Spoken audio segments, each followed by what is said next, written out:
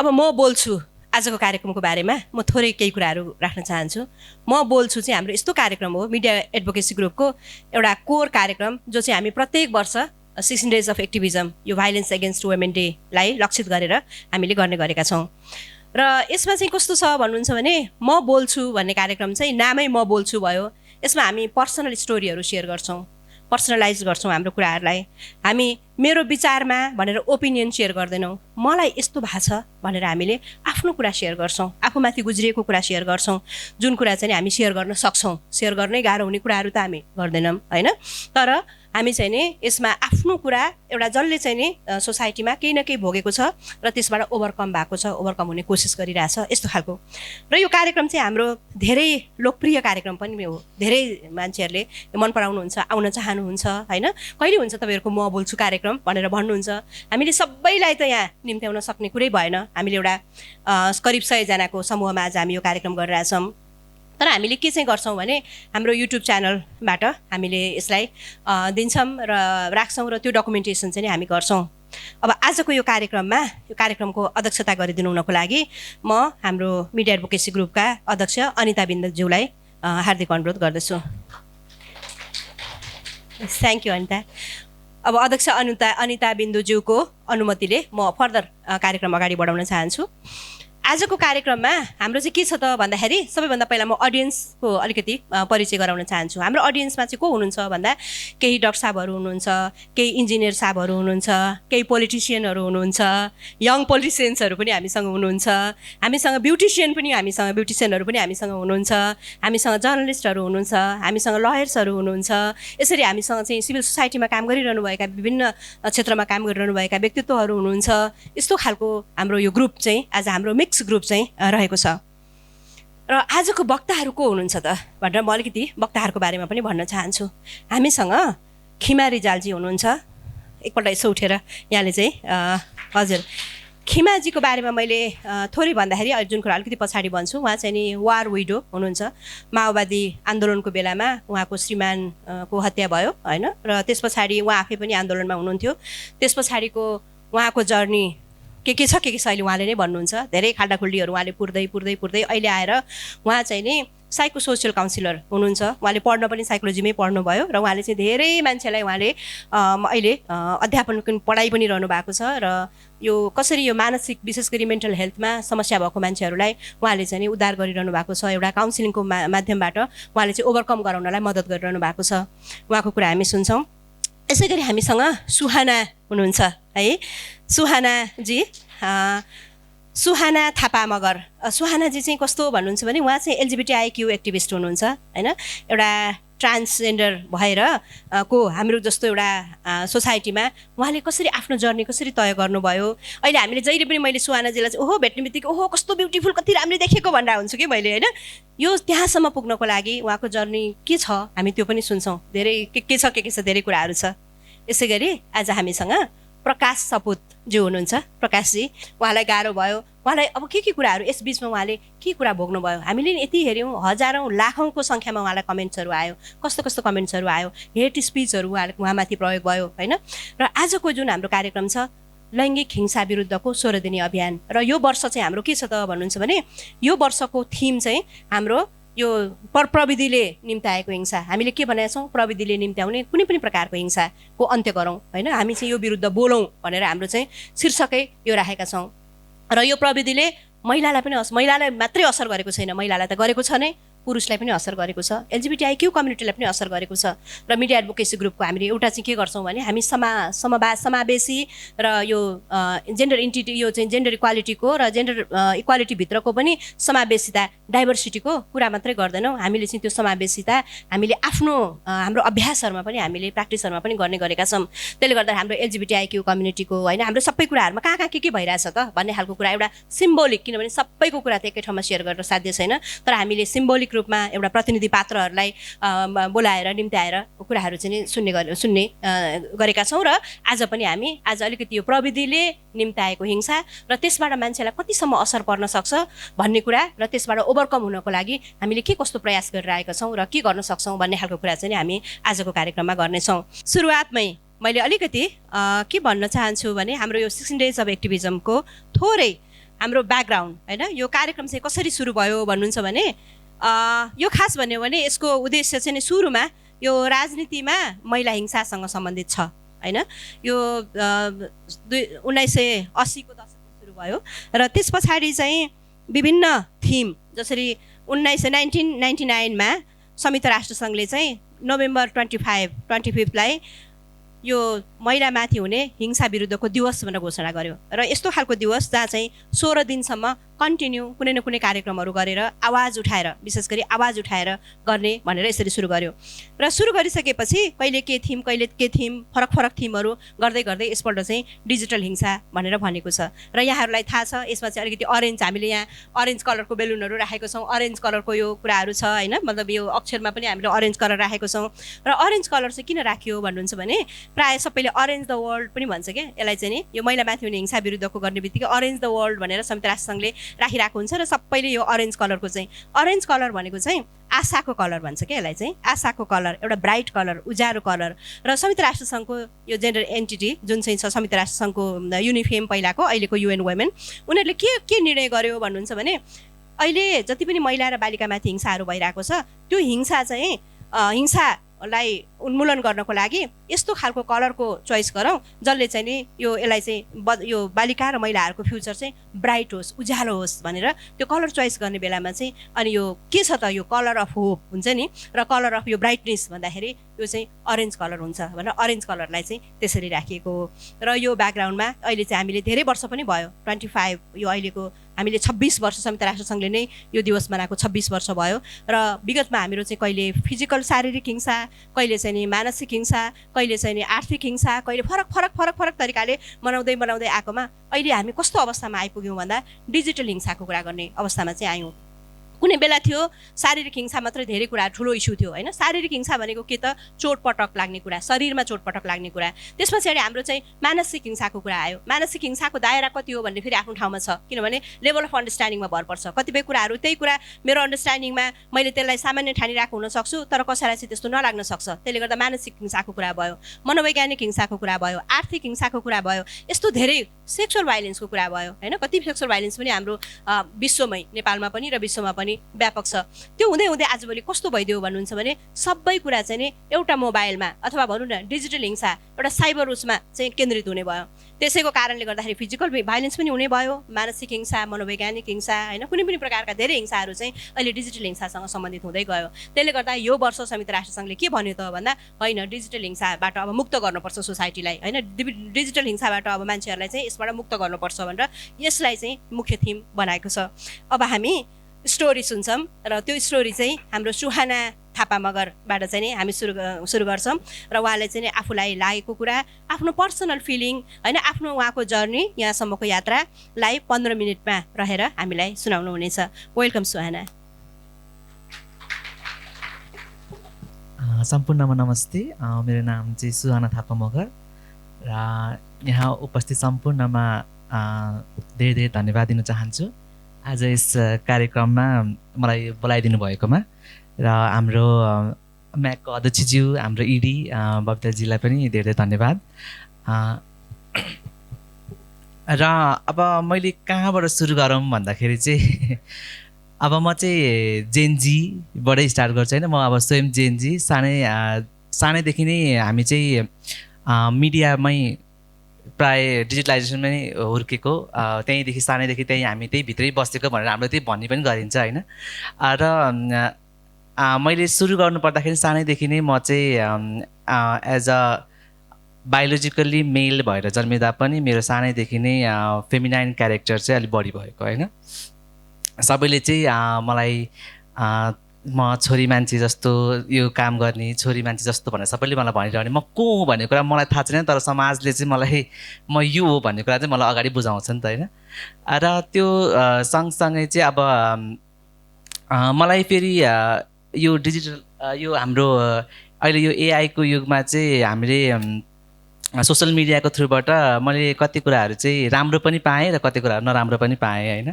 म को भन्ने कुरा चाहिँ मैले रेडियोको माध्यमबाट थाहा पाएको हो कि होइन सुरुमा चाहिँ म जस्ट एसएलसी पढिरहँदाखेरि चाहिँ मलाई चाहिँ पहिचान भन्ने प्रोग्राम आउँथ्यो रेडियोमा, च्यानल चाहिँ मैले बिर्सेँ समथिङ। त्यहाँ चाहिँ हाम्रो भूमिकाजीको स्टोरीहरू सुन्दाखेरि चाहिँ अनि मलाई चाहिँ म यो रहेछु भन्ने कुरा चाहिँ मैले त्यहाँबाट थाहा पाएँ। र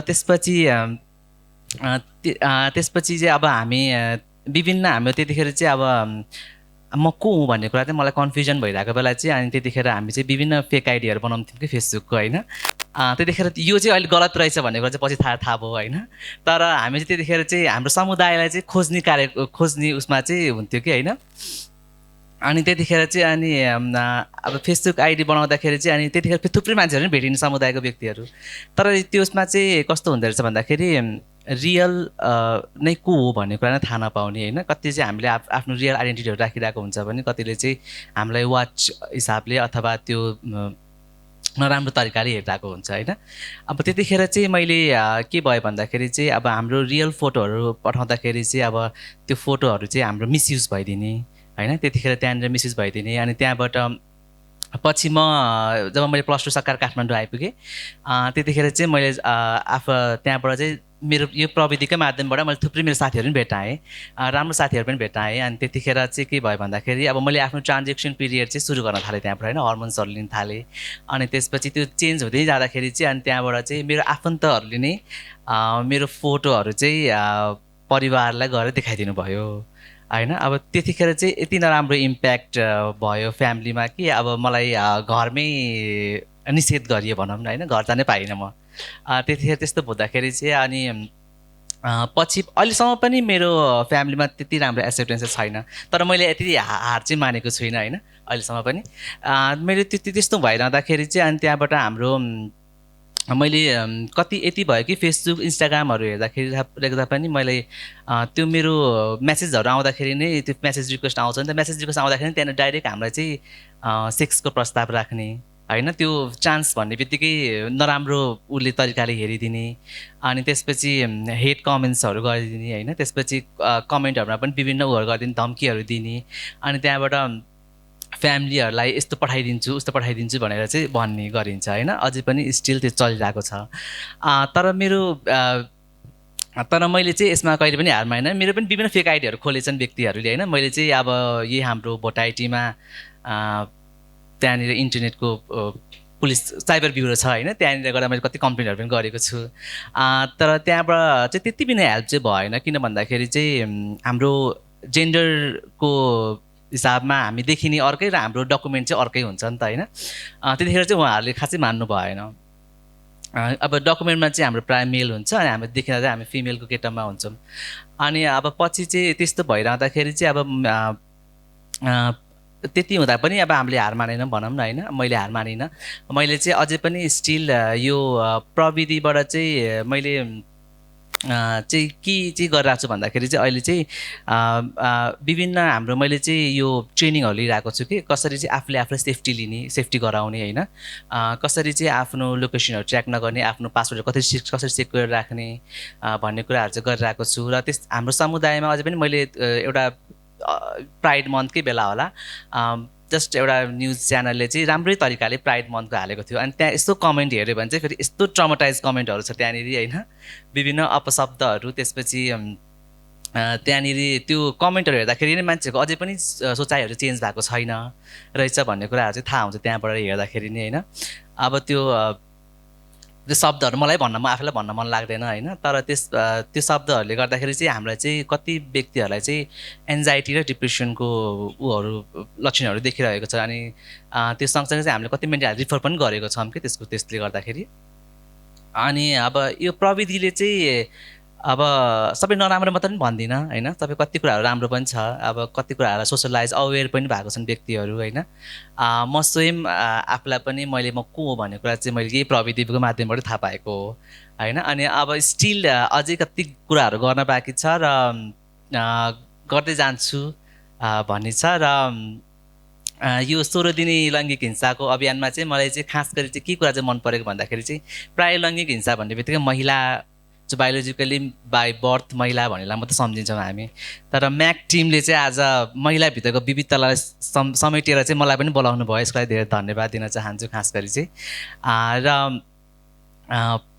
पहिचानमा कुनै हिंसा हुँदैन, हिंसा गर्ने व्यक्तिको सोचमा हुन्छ भनेर चाहिँ आफ्नो भनाइ थोरै भनाइ यहीँ टुङ्गाउन चाहन्छु। धन्यवाद। Thank you for coming and sharing your personal story. अब चाहिँ नि हामी अब खिमा रिजालतिर जान्छौँ र उहाँले चाहिँ किताब पनि लेख्नु भएको छ, अन्तर्मनको तरङ्ग भनेर होइन। उहाँको चाहिँ 2टा किताब छ, 2टा किताब पनि छ। उहाँको चाहिँ डकुमेन्टेसन, आफ्नो कुरा डकुमेन्टेसन पनि गर्नुभएको छ। उहाँले पछि गएर पढ्नु पनि भयो, काउन्सिलिङ पनि गरिरहनु भएको छ। तर उहाँले चाहिँ के गरिरहनु भएको छ भन्ने थोरै उहाँले कस्तो फिल गर्नुभयो भन्ने कुरा, उहाँको पर्सनल स्टोरी चाहिँ अलिकति धेरै आज हामी सुन्नेछौँ। एउटा एज अ वार विडो होइन, त्यति बेला आफ्नो हस्बेन्ड बित्दाखेरिको कुराहरूदेखि लिएरको बिचको यो जर्नी चाहिँ उहाँले हामीसँग सेयर गर्नुहुनेछ। थ्याङ्क यू बबिता दिदी।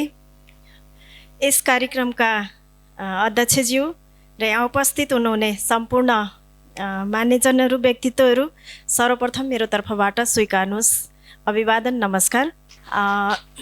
मैले यो प्रोग्राम, म बोल्छु भन्ने प्रोग्राम चाहिँ आफैले आफ्नो प्रशंसा गर्न उभिएको प्रोग्राम भनेर बुझेको छु। मैले यसलाई चाहिँ 4वटा पोइन्टमा डिस्क्राइब गर्ने कोसिस गर्नेछु।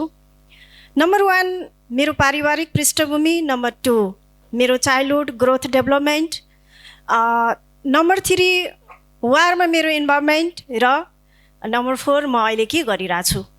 सकेसम्म मैले यो 4वटा पोइन्टमा आफूलाई कैद गर्ने कोसिस गर्नेछु। मेरो परिवार, मेरो बुवा पुस्ता बागलुङबाट नवलप्रासी बसाइ सरेर आउनुभएको हो।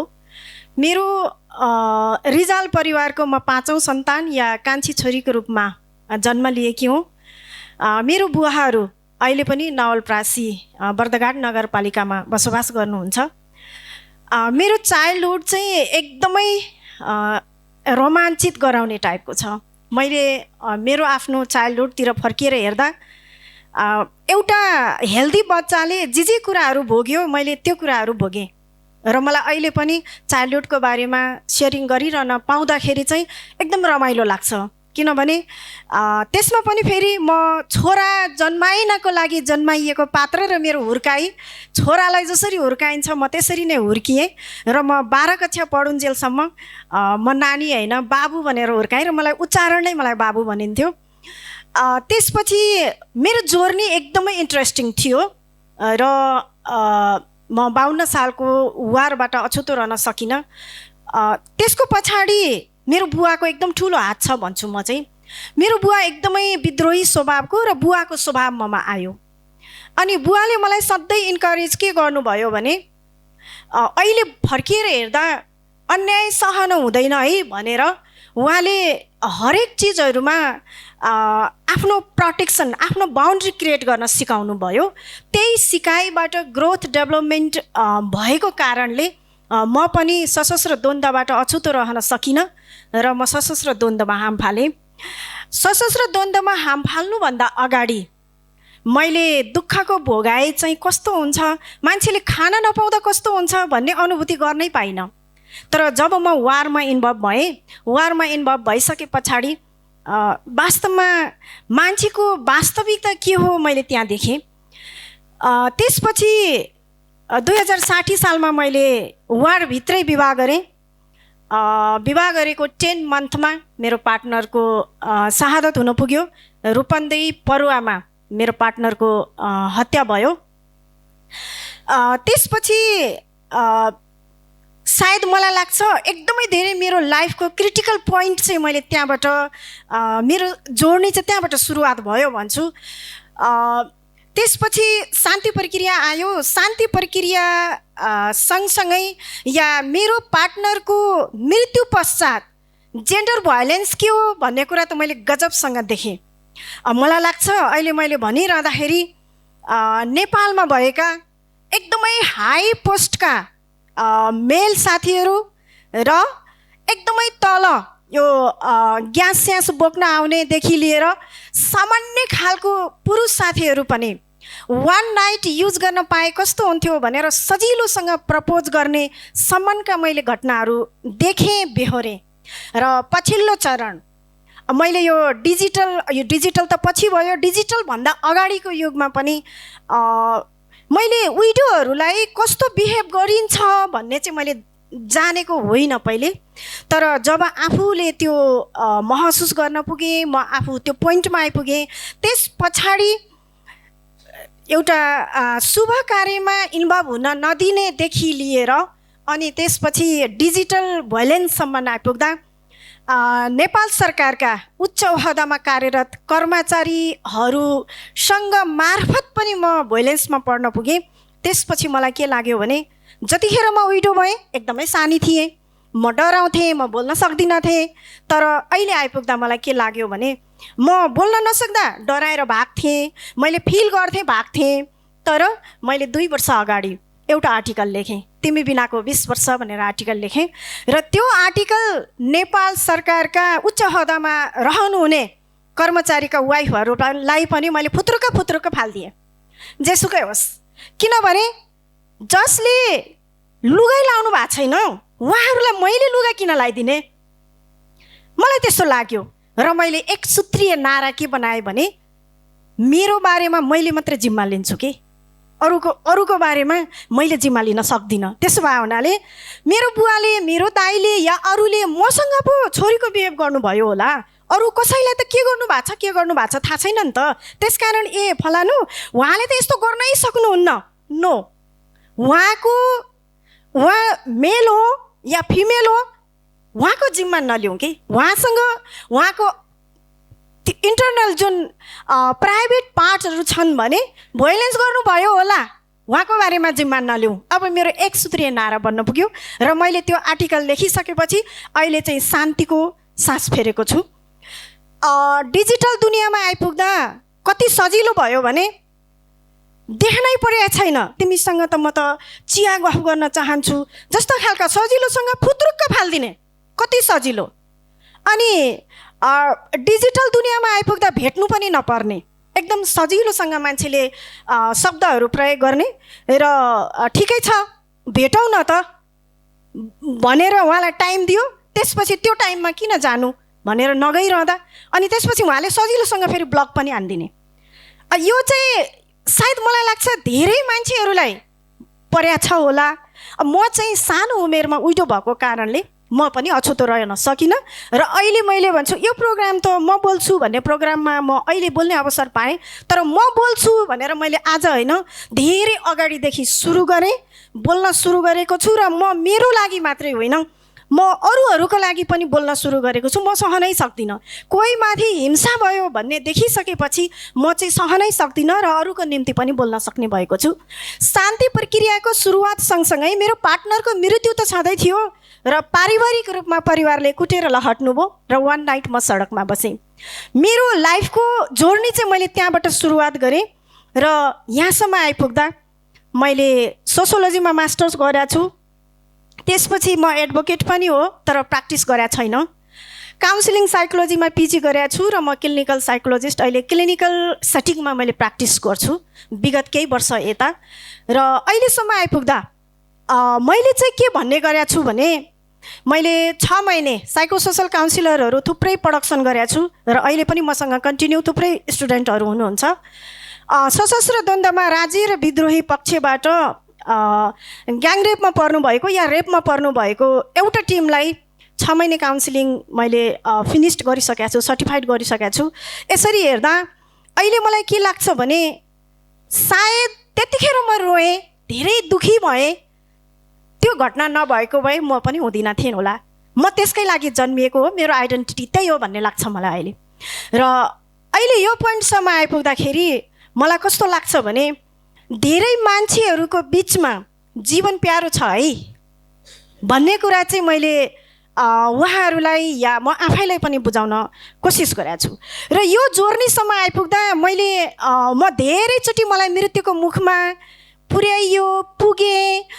जति बेला म सुसाइडको एउटा एकदम लास्ट पोइन्टमा पुग्थेँ त्यो बेला मेरो अगाडि चाहिँ आर्यघाट आइपुग्थ्यो अनि आर्यघाट पुग्थेँ, मान्छेहरू जलिरहेको देखिसकेपछि जुनसुकै पोस्टमा पुगे पनि मान्छे त त्यहीँ त पुग्ने हो त आखिर, त्योभन्दा अरू अप्सन छ र हामीसँग, त्यो त छैन होला। त्यसो भएपछि मान्छेमा यो दम्ब र घमण्ड किन आइपुग्छ भन्ने कुराले फेरि मलाई गचगच्याउन थाल्यो। त्यसपछि जब मलाई अप्ठ्यारो कन्डिसन आउँछ, मेरो साथी त मेरो आर्यघाट बन्न पुग्यो। र अहिले पनि मलाई अप्ठ्यारो लाग्यो भने म आर्यघाट जान्छु, हेर्छु, म त्यो उतापट्टि चाहिँ त्यो दीप बलिरहेको हुन्छ, आरती बलिरहेको हुन्छ, आरतीमा मजाले झुम्दै अनि मान्छे जलिरहेको देखिसकेपछि यस्तो प्रिय जिन्दगी, यति राम्रो जिन्दगी जसलाई मेरो बुवा आमाले छोरीहरू पढ्न पाउँदैनन् भनेर बागलुङको त्यो एउटा विकट ठाउँबाट तराईमा झारेर मलाई यो दुनियाँमा जुन खुट्टा देखाइदिनु भयो, अब उहाँहरूलाई मैले लात हान्न त मिल्दैन नि त भन्ने लाग्न थाल्यो। र जति पटक म आर्यघाट पुग्थेँ त्यति पटक मैले मेरो बुवा र आमालाई देख्न थालेँ। त्यस पछाडि अब त मलाई लाग्छ मैले मेरो बुवा आमालाई मात्रै होइन, हजारौँ बुवा आमाहरू र हजारौँ बुवा आमाका छोराछोरीहरू जो मृत्युको मुखमा पुग्नु भएको छ, उहाँहरूलाई मैले यो दुनियाँमा फेरि हाम्रो जिन्दगी प्यारो छ है भनेर चाहिँ खुट्टा टेकाउनको लागि सानो भए पनि मैले प्रयत्न गरेको छु। त्यसकारण म भन्छु सबैको जिन्दगी प्रिय छ। यहाँ कसैको जिन्दगी पनि कसैको एकदमै हाई लेभलमा पुग्ने या जिरो लेभलमा पुग्ने हुँदैन। कामको हिसाबले, कर्मको हिसाबले मान्छे हाई लेभल र लो लेभलमा होला, तर प्रियको हिसाबले सबै मान्छेको जिन्दगी इक्वल छ। त्यसकारण म भन्छु जिन्दगी प्यारो छ। अब म हिंसा सहन सक्दिनँ। हिंसा शून्यताको निम्ति, हिंसा मुक्त समाज निर्माणको निम्ति म सदैव बोलिरहनेछु, म बोल्छु। Thank you. थ्याङ्क यू खिमाजी, उहाँले कस्तो सजिलो गरी आफ्नो कठिन यात्रा हामीलाई सुनाउनु भयो। अझै डिटेलमा जानको लागि समय पनि थिएन, तर पनि अझ उहाँले 5 मिनट बोल्न सक्नुहुन्थ्यो। तर पनि कस्तो भन्दाखेरि धेरै कुराहरू मैले धेरै व्याख्या पनि गरिरहनु परेन होइन। एज अ यङ विडो कसरी हामी पाइलामा नजरहरूबाट बच्न कति गाह्रो छ होइन, नजरबाट मात्रै होइन इन्टेन्सनबाट बच्न कति गाह्रो छ भन्ने कुरा उहाँले हामीलाई सेयर गर्नुभयो। Thank you for sharing your story है। आफ्नो स्टोरी सेयर गर्न पनि हिम्मतै चाहिन्छ कि। मैले यो कार्यक्रममा हामीले प्लान गरिरहेको थियौँ। हाम्रो अध्यक्ष अनिता बिन्दुले के भन्नुभयो भने हामीले अहिले धेरै कलाकारहरूमाथि चाहिँ यो एकदमै भाइलेन्स बढिरहेछ। एकजना कलाकार 2-3 जनाको नाम लिनुभयो उहाँले, र उहाँले के भन्नुभयो भने म थ्याङ्क यू पनि भन्छु त्यो सम्झना उसको लागि। उहाँले प्रकाश सपुतजीलाई ल्याउन पाए हुन्थ्यो, उहाँमाथि धेरै ठुलो आक्रमण भएको छ, अहिले उहाँ त्यति धेरै बाहिर आउनु पनि भएको छैन, एकपल्ट हजुरले कोसिस गर्नु न भनेर उहाँले मलाई भन्नुभयो। मैले फोन नम्बर खोजेँ, मलाई सुरबिन राईले फोन नम्बर दिनुभयो र त्यस पछाडि मैले उहाँलाई फोन गरेँ र उहाँलाई कहिले चिनेको देखेको थिएन। देख्नु त किन नदेख्नु होइन, सबैले नै चिनिहाल्छन्, तर पर्सनल लेभलमा उहाँलाई मैले यसरी भेटेर गफ गरेको कहिले पनि थिएन। उहाँले असाध्यै राम्ररी फोन उठाउने बित्तिकै मैले जब यो कुराहरू हाम्रो यस्तो कार्यक्रम छ भनेर मैले भनेँ, अनि भनेपछि उहाँले के भन्नुभयो भने मलाई म अहिले कार्यक्रमहरूमा त्यति हिँडेको छैन, म आउने हो र भन्नुभयो उहाँले। अनि मैले के भने हामीले पनि देखिरहेछौँ तपाईँ अहिले हिँड्नु भएको छैन होइन, तपाईँलाई अलिकति अप्ठ्यारो गाह्रो पनि भइरहेको होला, किनभने लाखौँ लाख ढुङ्गाहरू त उहाँले खानुभयो नि त। यस्तो सामाजिक सञ्जालबाट उहाँले यति धेरै ढुङ्गा प्रहारहरू उहाँले सहनुभयो। मैले के भने तपाईँलाई कस्तो भयो त्यति बेला, के फिल भयो जति बेला तपाईँमाथि यसरी अनेक कुराहरू होइन गाली बर्स्यो बिना गल्ती, फेरि त्यस्तो ठुलो गल्ती उहाँले गरेको जस्तो पनि लाग्दैन। हामीले इन्डिपेन्डेन्टली हेर्दाखेरि हामी कुनै पार्टीसँग आबद्ध छैनौँ, कतै काहीँ केही छैनौँ, एकअर्काको कुनै प्रकारको त्यस्तो खालको केही पनि छैन हामीसँग होइन, पूर्वाग्रह छैन। त्यसरी हेर्दाखेरि त कसैले बोलाएको कार्यक्रममा गएर कसैको व्यक्तित्वको बारेमा बोल्न, कसैको पुस्तकको बारेमा बोल्नु, कसैको क्रिएसनको बारेमा बोल्नु स्वाभाविक हो जस्तो लाग्छ हामीलाई। तर कसरी उहाँले त्यस पछाडि के फिल गर्नुभयो त भनेर बोल्नुहोस् न त, भनिदिनुहोस् न त भन्दाखेरि उहाँले म पछि भन्छु भन्नुभयो र केही छिन पछाडि उहाँले चाहिँ हुन्छ तपाईँहरूको राम्रो कार्यक्रम रहेछ म आउँछु नि त भन्नुभयो। त्यसको लागि म थ्याङ्क यू भन्न चाहन्छु। हामीप्रतिको ट्रस्ट एउटा एकैपल्ट होइन भन्दाखेरि हुन्छ यो राम्रो उसको लागि। फेरि 16 days of activism violence against वुमेनको बारेमा त मलाई थाहा छ भन्नुभयो उहाँले। Thank you for coming and I would like to welcome you, please come. Thank you. धन्यवाद बबिता म्याम। खासमा कार्यक्रम चाहिँ म बोल्छु म चाहिँ गाउँछु है, खासमा पेसाले चाहिँ म गाउँछु। खासमा म बोल्दिनँ भनेको चाहिँ मान्छेहरूलाई बोली सुन्ने धैर्यता पनि छैन र बोलिसकेको कुरालाई समालोचन गर्ने र त्यसलाई कुन ढङ्गबाट बोलिरहेको छ भन्ने र बुझ्ने धैर्यता छैन आजभोलि।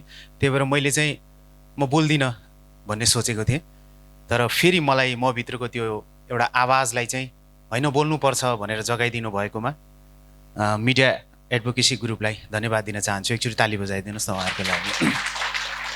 बोल्नुपर्छ, हामी बोल्दा केवल हाम्रो लागि मात्रै बोलेका हुँदैनौँ, जो बोल्न सक्दैनन्, जो बोल्न जान्दैनन्, जो बोल्नुपर्ने छ तर बोल्ने ठाउँ पाइरहेका छैनन्, तिनीहरूका लागि पनि कम्तीमा तपाईँ हामीले पाउने प्लेटफर्महरूमा चाहिँ बोलिदिनुपर्छ, लेखिदिनुपर्छ, गाइदिनुपर्छ भनेर नै मैले आफ्ना सिर्जनाहरू मार्फत चाहिँ सुरुवातका दिनदेखि नै कहीँ न कहीँ यो समाजका विभिन्न समस्याहरूलाई अथवा विभेदहरूलाई मैले आफ्नो गीतहरूमा, आफ्नो सिर्जनाहरूमा मेन्सन गर्दै आइरहेको छु। र मेरो धर्म पनि मैले बोलेर भन्दा पनि सिर्जना मार्फत, गीत मार्फत गर्दाखेरि अझ त्यसको इम्प्याक्ट गहिरो हुन्छ भन्ने हिसाबले त्यो प्रयास सत्कर्म गर्दै आइरहेको छु। र आज धेरै पछि एउटा औपचारिक र असाध्यै सुन्दर कार्यक्रममा उभिने मौका मिल्यो।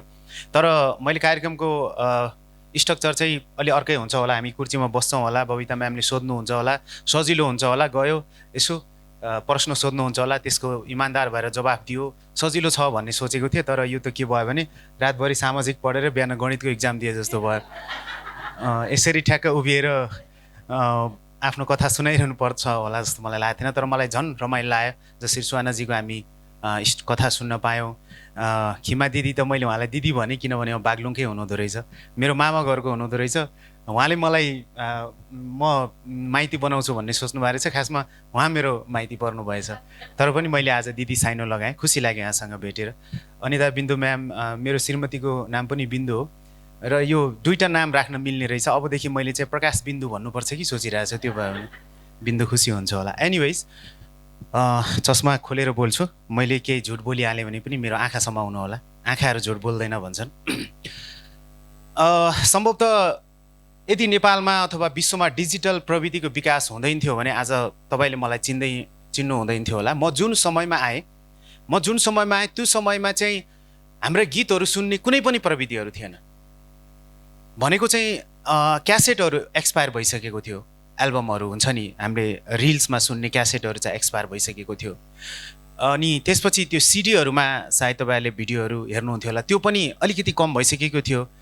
अनि एकदमै सुन्ने संसारमा विश्वमा आइसकेका प्रविधिहरू हामीसँग आइसकेका थिएन। युट्युब त्यति धेरै प्रचलनमा थिएन, हामी याहू चलाउँथ्यौँ, जिमेल पनि भर्खर सुरुवात भएको थियो। युट्युब चलाउनलाई, गुगल चलाउनलाई जिमेल चाहिने रहेछ। अनि ठ्याक्क म काठमाडौँ आएर सङ्घर्ष गरेको 2-3 वर्षसम्म चाहिँ मैले गीत रेकर्ड गरेँ, 4-5वटा गीत रेकर्ड गरेँ। त्यो कसरी सुनाउने भन्ने नै थाहा थिएन, कहाँ गएर सुनाउने भन्ने नै थाहा थिएन। फोनको जमाना थियो र भर्खर सिआरबिटीहरू अलिअलि तपाईँले याद गर्नुभएको होला, सुरुमा चाहिँ तपाईँले सिआरबिटीहरू, पिआरबिटीहरू राख्नुभएको होला। त्यसमा राखेर त्यो सबैलाई फोनको पहुँच थिएन अनि सम्भवै थिएन। त्यसपछि 2-3 वर्षपछि चाहिँ गुगल अथवा युट्युबको ट्रेन आयो।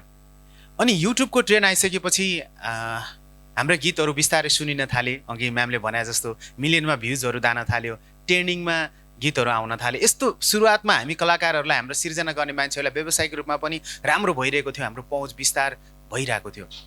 तर त्यही समयमा कस्तो भइदियो भने तपाईँले याद गर्नुभयो कि भएन, ठ्याक्क जब भर्खर मेरो अनुभव चाहिँ 72-73तिर मेबी मेरो पहिलो गीत बोलमाया गलबन्दीहरू हिट भएको 2015-16 तिर। तपाईँले त्यो समयमा हेर्नुभयो भने जब युट्युबको प्रचलन अलि बढी हुँदै आयो अथवा अलि बढी युट्युब चलाउन, युट्युबमा टेलिभिजनमा हेर्ने कुरा अथवा पहिला सिडीमा हेर्ने कुरा युट्युबमा हेर्न थालियो। अनि युट्युबले कस्तो खालको डिजिटल समाजलाई रिप्रेजेन्ट गर्यो भने तपाईँले याद गर्नुभयो। त्यो समयमा 1 नम्बरमा मेरो एउटा गीत बोलमाया, जसले चाहिँ एउटा प्रदेशमा गएर काठको बाकसमा फरिएको स्टोरी भनेको थियो। 2, 3, 4, 5, 10वटासम्म के हुन्थ्यो भने सुन्नुहोस् सासु बुहारीको झगडा, बुढाले कुटे बुढी, होइन, यता श्रीमती केमा रमाउने, बुढा उता खाडीमा रमाउने, त्यस्तो खालको कन्टेन्टहरू कति धेरै आयो। तपाईँले याद गर्नुभयो त्यो समयमा चाहिँ। त्यसले गर्दाखेरि के बनायो भने हाम्रो समाजका केही त्यसलाई दुईवटा ढङ्गले हेरौँ न। एउटा चाहिँ आवाजहरू सुनिन थाले, दबिएका आवाजहरू आउन थाले, सामान्य मान्छेले नै आफ्नो आवाज राख्ने, आफ्नो सिर्जना राख्ने अवसर पायो। अर्को अर्थमा चाहिँ समाजलाई यस्तो नकारात्मक सुरुवातै हाम्रो जब नेपालमा डिजिटल प्रविधि विकास हुँदै गयो, नेपालमा चाहिँ एकदमै नकारात्मकता, अरूलाई नराम्रो भन्यो भने चाहिँ त्यो छिटो पुग्छ मान्छेहरूमा भन्ने खालको विकास हुँदै गयो। तपाईँले कन्टेन्टको कुरा गर्ने हो भने पनि यो सिर्जनाहरू औपचारिक रूपमा आउने समाचार, टेलिभिजन, कलाकारहरूले गर्ने आफ्नो ठाउँमा छ। जब ग्राउन्ड लेभलबाट, जनताको लेभलबाट प्रविधिमा पहुँच भयो, त्यसपछि चाहिँ अरूलाई नराम्रो भन्यो भने चाहिँ छिटो मान्छेलाई इन्ट्रेस्ट लाग्ने, छिटो सुनिने, छिटो हेरिने भन्ने खालको कन्टेन्टहरू आउन थाले। त्यसले गर्दाखेरि चाहिँ हाम्रो हिंसा बढ्दै गयो। अब मैले आफ्नो कथा सुनाउनु पर्दाखेरि चाहिँ जस्तो मैले पहिलोचोटि मेरो एउटा गलबन्दी भन्ने गीत सम्भवतः यहाँ सबैजनाले सुन्नुभएको होला। गलबन्दी भन्ने गीत निस्किएपछि त्यसको एउटा भाका मिल्यो भन्ने खालको कन्ट्रोभर्सी सुरु भयो। अनि त्यो भाका मिल्यो भन्ने विषयमा कमेन्ट गर्दै जाँदाखेरि चाहिँ एकजना साउदीमा काम गर्ने मङ्गोल समथिङ, उहाँको के मनिष मङ्गोल कि समथिङ के नाम थियो, उहाँको त्यो आइडी पनि क्लियर थिएन। त्यो मङ्गोलबाट उहाँले चाहिँ जातीय कुरा मेन्सन गरिदिनु भयो। यो त यो फलानो जातको रहेछ, दलित समुदायको रहेछ, यिनीहरूले गर्ने भनेको यस्तै नै हो भन्यो। अनि त्यो कुराहरू यति ठुलो, यति धेरै फैलियो कि त्यो मान्छेले चाहिँ यसले के गरेको भन्ने नै थाहा भएन कि, यसले के गल्ती गरेको भन्ने नै थाहा भएन। यो त यो फलानो जातको रहेछ, यो दलित समुदायको रहेछ, यही भएर यसले केही न केही गल्ती नै गरे होला, यसले राम्रो काम गरेन होला भन्ने खालको चाहिँ त्यसरी क्विक जज गरियो। भन्नको मतलब चाहिँ हामी अहिले डेप्थमा नजाने रहेछौँ। कुनै पनि कन्टेन्टलाई, कुनै पनि सब्जेक्टलाई चाहिँ क्लियरली नबुझिकन यत्तिकै हाम्रो एकदम छिटो हौसिने, एकदमै छिटो प्रभावित हुने बानी रहेछ। अनि त्यहाँबाट मेरो पहिलो आजको दिनमा होइन, 2016 देखि नै प्रत्येक कन्टेन्ट आउँदाखेरि मैले चाहिँ त्यसमा अघि बबिता म्यामले भने जस्तो विचार विमर्श राख्ने, तपाईँले कुनै पनि विचार राख्नुहुन्छ भने त्यसको कार्य गर्नुहुन्छ नि प्रतिक्रिया गर्नुहुन्छ नि प्रतिक्रिया हुन्छ, विचार राख्नुहुन्छ नि त्यहाँमाथि आलोचना समालोचना हुन्छ, तर व्यक्तिमाथि प्रहार गरिन्छ। मेरो पहिलो बोलमाया अथवा गलबन्दी गीतमा आएको भाका कन्ट्रोभर्सीदेखि लिएर पछिल्लो समयमा प्रधानमन्त्रीको बारेमा बोलेको कन्ट्रोभर्सीसम्म आउँदाखेरि चाहिँ त्यसमा सबैभन्दा पिरोल्ने भनेको चाहिँ जातीय प्रहारले गर्दाखेरि यो मान्छे चाहिँ, यो जातको मान्छेले चाहिँ यही नै काम गर्छ, यो जातको मान्छेले चाहिँ गलत नै गर्छ भनेर त्यहाँ विषयमाथि मान्छेलाई कतिपयलाई त थाहै छैन कि यो के को कन्ट्रोभर्सी भइरहेछ, के विषयमाथि भइरहेछ, व्यक्तिमाथि त्यसरी प्रहार गरिन्छ। त्यही कुराहरू चाहिँ मैले महिला दिदीबहिनीहरूमा पनि देखिरहेको छु।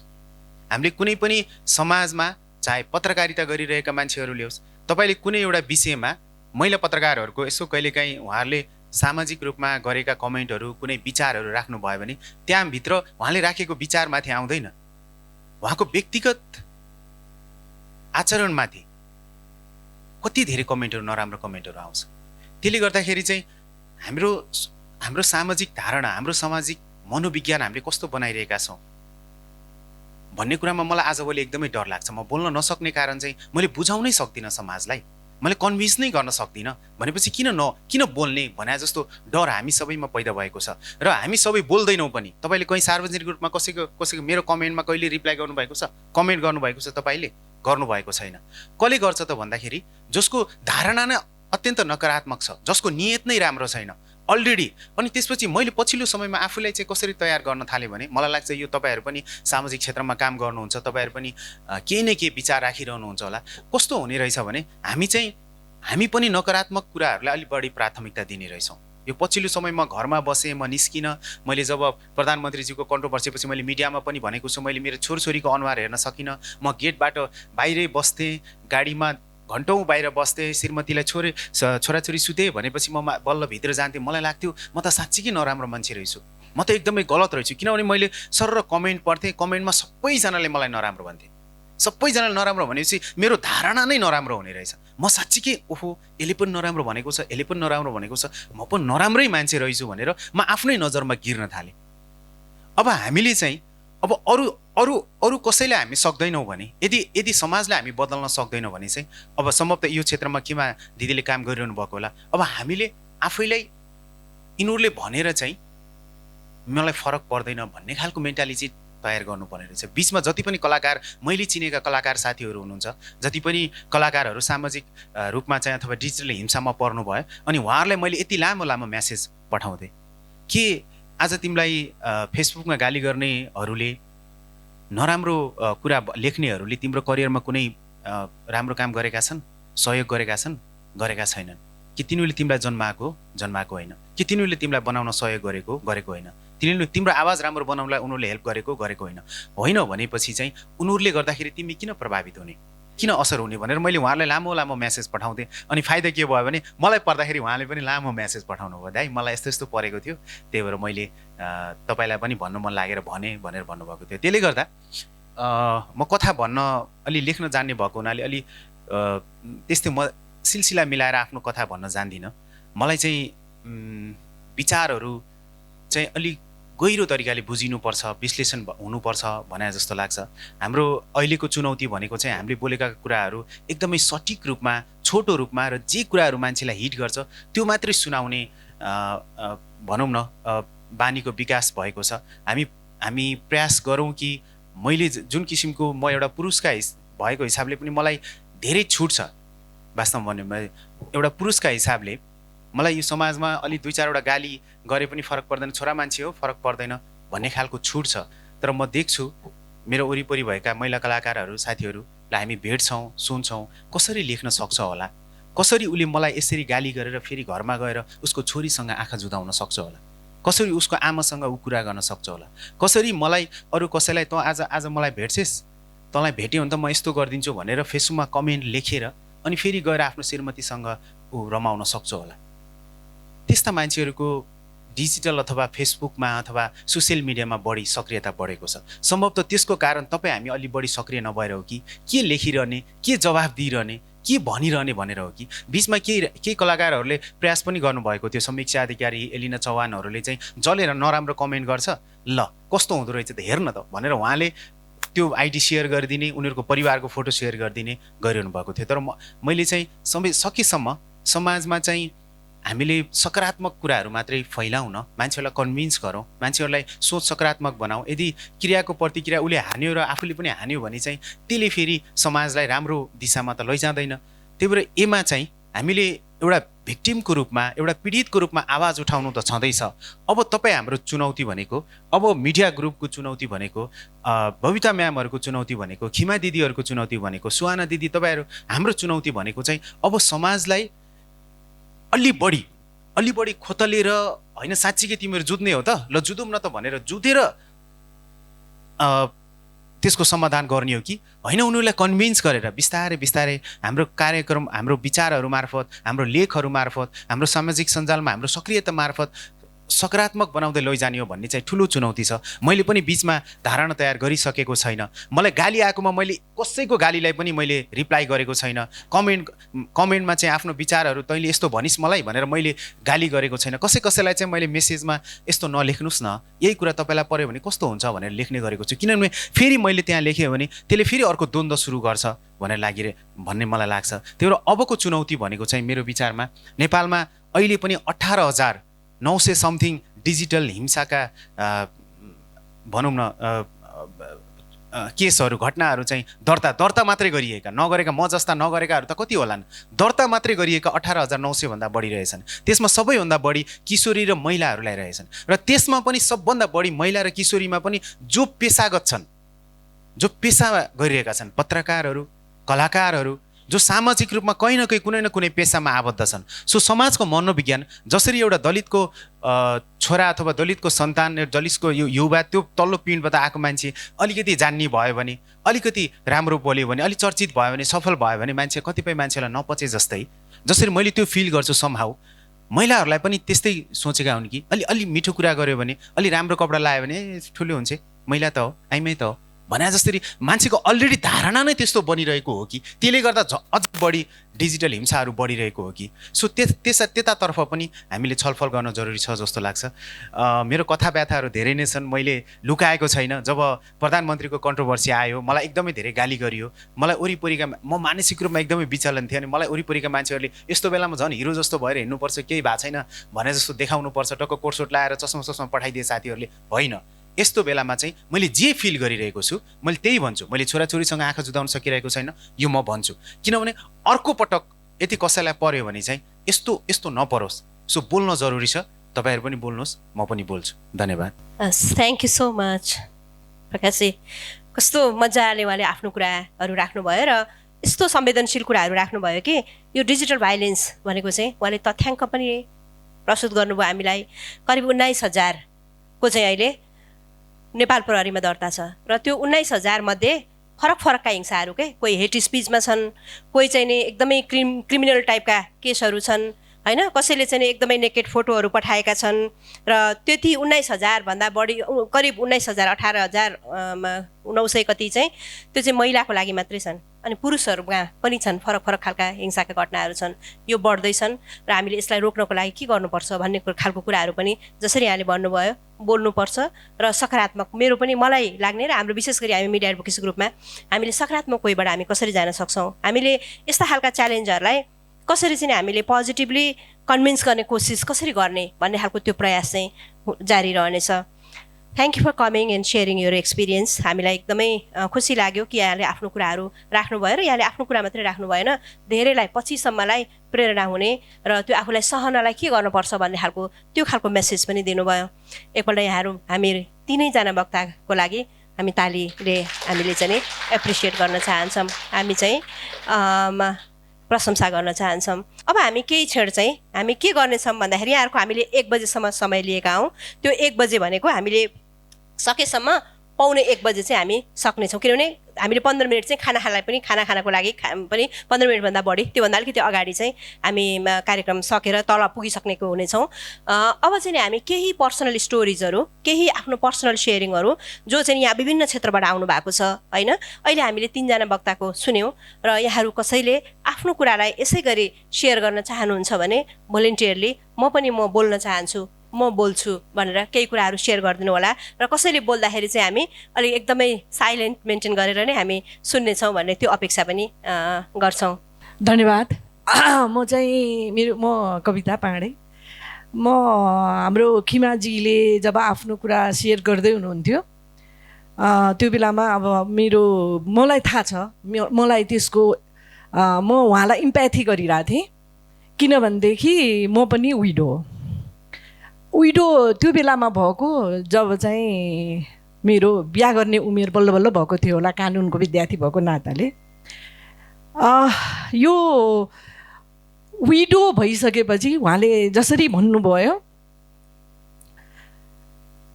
त्यसरी नै अगाडि बढ्न चाहिँ साह्रै गाह्रो हुने। हामीलाई पाइला पाइलामा घरदेखि चाहिँ वनसम्मै भोइलेन्स हुने।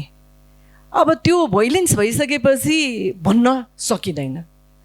त्यो मौनतामा बस्दाखेरि हाम्रो कमजोरी सोच्दिने, त्यो म नबोलेको कारण मेरो कमजोरी होइन नि, तर त्यो सोच चाहिँ अब मान्छेलाई राख्नलाई गाह्रो हुने। हाम्रो प्रकाशजीले भन्नुभयो हाम्रो दृष्टिकोण र सोच बदल्नुपर्छ र इनडेप्थमा गएर एनालाइसिस गर्नुपर्छ भनिदिनेलाई त भइहाल्यो नि, वाक्क बोलिदियो सिद्धियो, बोलेपछि त बोलिहाल्यो नि होइन। त्यसले अर्कोलाई कसरी चोट पर्छ भन्ने कुरा चाहिँ बुझ्नलाई गाह्रो हुने। म एउटा विडो भइसकेपछि मेरो 2 वर्षको छोरा छ, अहिले त अब 28-29 वर्षको भइसक्यो। म पनि त्यसरी नै प्रकाशजी मेरो छोरालाई चाहिँ सबैजनाले के भन्ने रहेछ भने तेरो मम्मी पहिलो जान्छ। त्यो 2 वर्ष 3 वर्षको बच्चा पहिलो जान्छ भन्ने उसलाई थाहा रहन्छ। मलाई जहिले पनि अफिसबाट आएपछि के भन्थ्यो भने मामु तिमी सेकेन्डमा जाऊ म पहिला जान्छु। उसले पहिलो भनेको फर्स्ट भन्न थाल्नेछ। अनि उसले मलाई जहिले पनि भन्थ्यो मामु तिमी सेकेन्डमा जाऊ। मैले त बुझ्दै नबुझ्ने।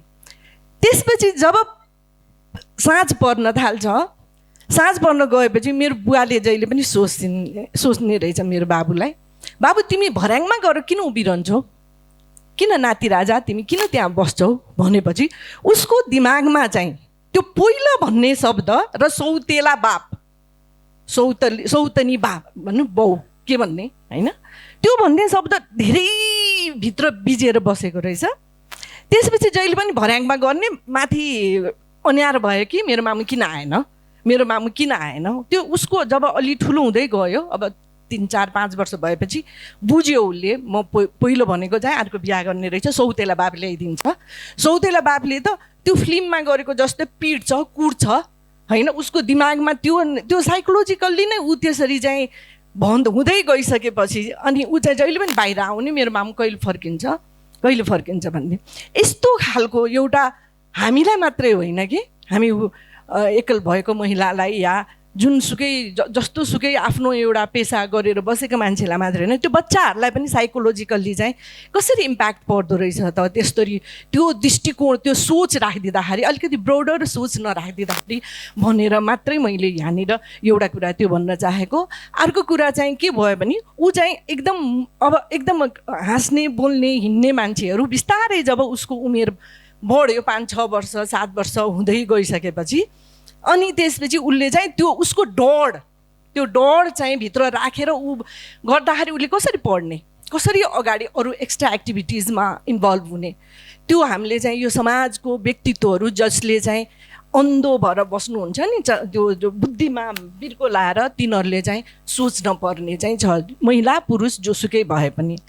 अनि उसले जब मेरो फर्स्ट मलाई अहिले पनि याद आउँछ जब चाहिँ मेरो यहाँनिर एउटा फर्स्ट कपाल ग्रे भएछ कि ग्रे भएपछि ऊ चाहिँ त्यो बेलामा 9-10 वर्षको थियो। ऊ एकदम खुसी भयो। किन भएको बाबु तिमी किन यस्तो खुसी भएको भनेको मामु अब तिमीले रिम्यारिज गर्दैनौ तिमी त बुढी भयो भन्यो कि उसलाई कस्तरी राखेको रहेछ। त्यसपछि बिस्तारै उसलाई काउन्सिलिङ गरिवरिकन होइन आज 29 वर्षको छोरा ऊ पनि एडभोकेट हो, आफ्नो प्र्याक्टिस गरिरहेछ, पढेर पिएचडी गर्दैछ। त्यो ठाउँमा ल्याउनु जालसम्म अहिले पनि उसले चाहिँ बिहा गर्ने बेलामा उसको बिहा गरिदिएको बेलामा समेत केटीलाई मतलब हुनेवाला श्रीमतीलाई फोन गरेर के भनेछ भने हेर तिमी हाम्रो घरमा आउँदैछौ एरेन्ज म्यारेज गरेको भएर। अब मेरो मम्मीको विषयमा त धेरैले धेरै बोलेको होला होइन, धेरैले धेरै बोलेको होला, त्यसको प्रमाण र त्यो भोगाई चाहिँ म र मामुले भोगेको छौँ। मेरो मामु बाहेक अरू कसैले नि भोगेको छैन। त्यसकारण तिमी हामी 2जनामा अब 3जना परिवार हुन आएको बेलामा हामीलाई भित्रैबाट एक्सेप्ट गरेर तिमी आउने हो भनेर सोधेछ। अहिलेसम्म पनि 26-27 वर्षसम्म पनि उसलाई त्यत्रो इम्प्याक्ट हुने गरेर हामी कसरी बोल्छौँ होइन, कसरी मजाले भनिदिन्छौँ। कोहीसँग हिँड्यौँ भने हामी के भन्छौँ यसको त यो नै हो। मेरो त अहिले गन्यो भनेदेखि त हाम्रा समाजका एकदम विद्वत वर्गहरूले भनेको अनुसारले नै अहिलेसम्म मैले गन्यो भनेदेखि त 20वटा जति बोयफ्रेन्ड होला मेरो, सबैजनाको घर बिगारेको होला, सबै श्रीमतीको। म त कहिलेकाहीँ कस्तो लाग्छ भने म त अब श्रीमानहरू मौकाको फाइदा उठाउने किमाजी, श्रीमतीहरू के गर्ने हामीलाई दोष लाउने होइन, हामी बोल्न नहुने।